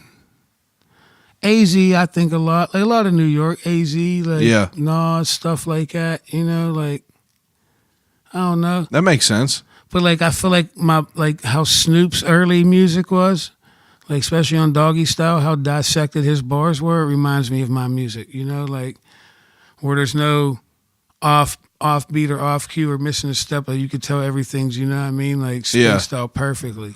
Now, this is where I'm going to throw in a couple extra questions. Right. Really curious about this. Is this still Deserted Island, or are we off of that? We're on it? This is you're still on there. So your favorite female MC? Oh, God. Got to be a few.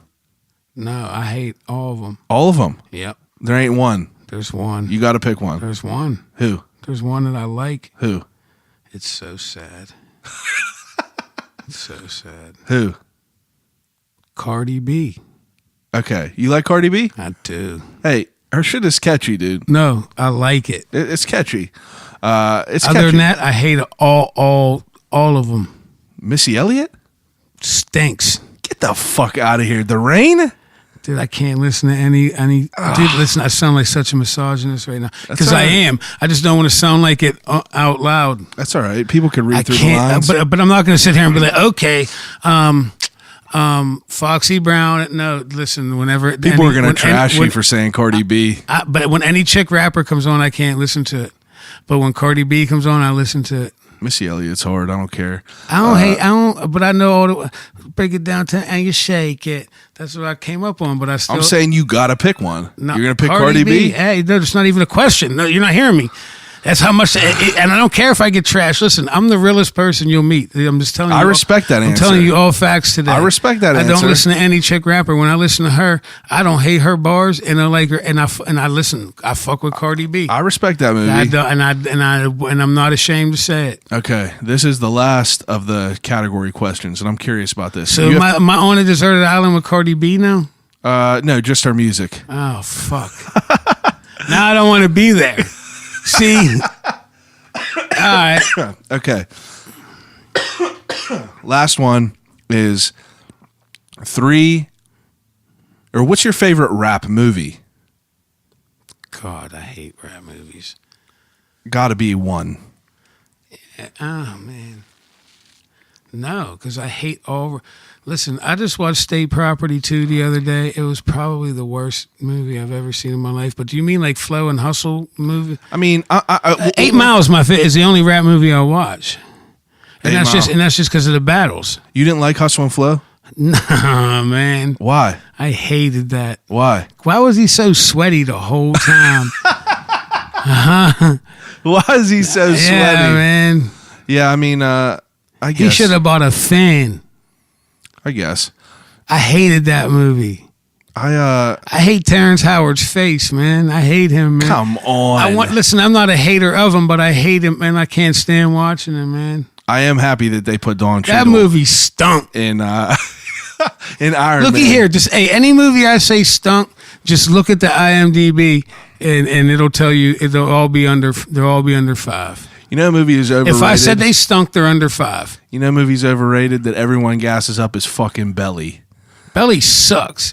Belly stunk. Scarface stunk. You want me to keep going on? How many movies? Scarface is trash. Scarface stunk. The only good part about Scarface. Listen, if you really understand movies and TV, Scarface stunk.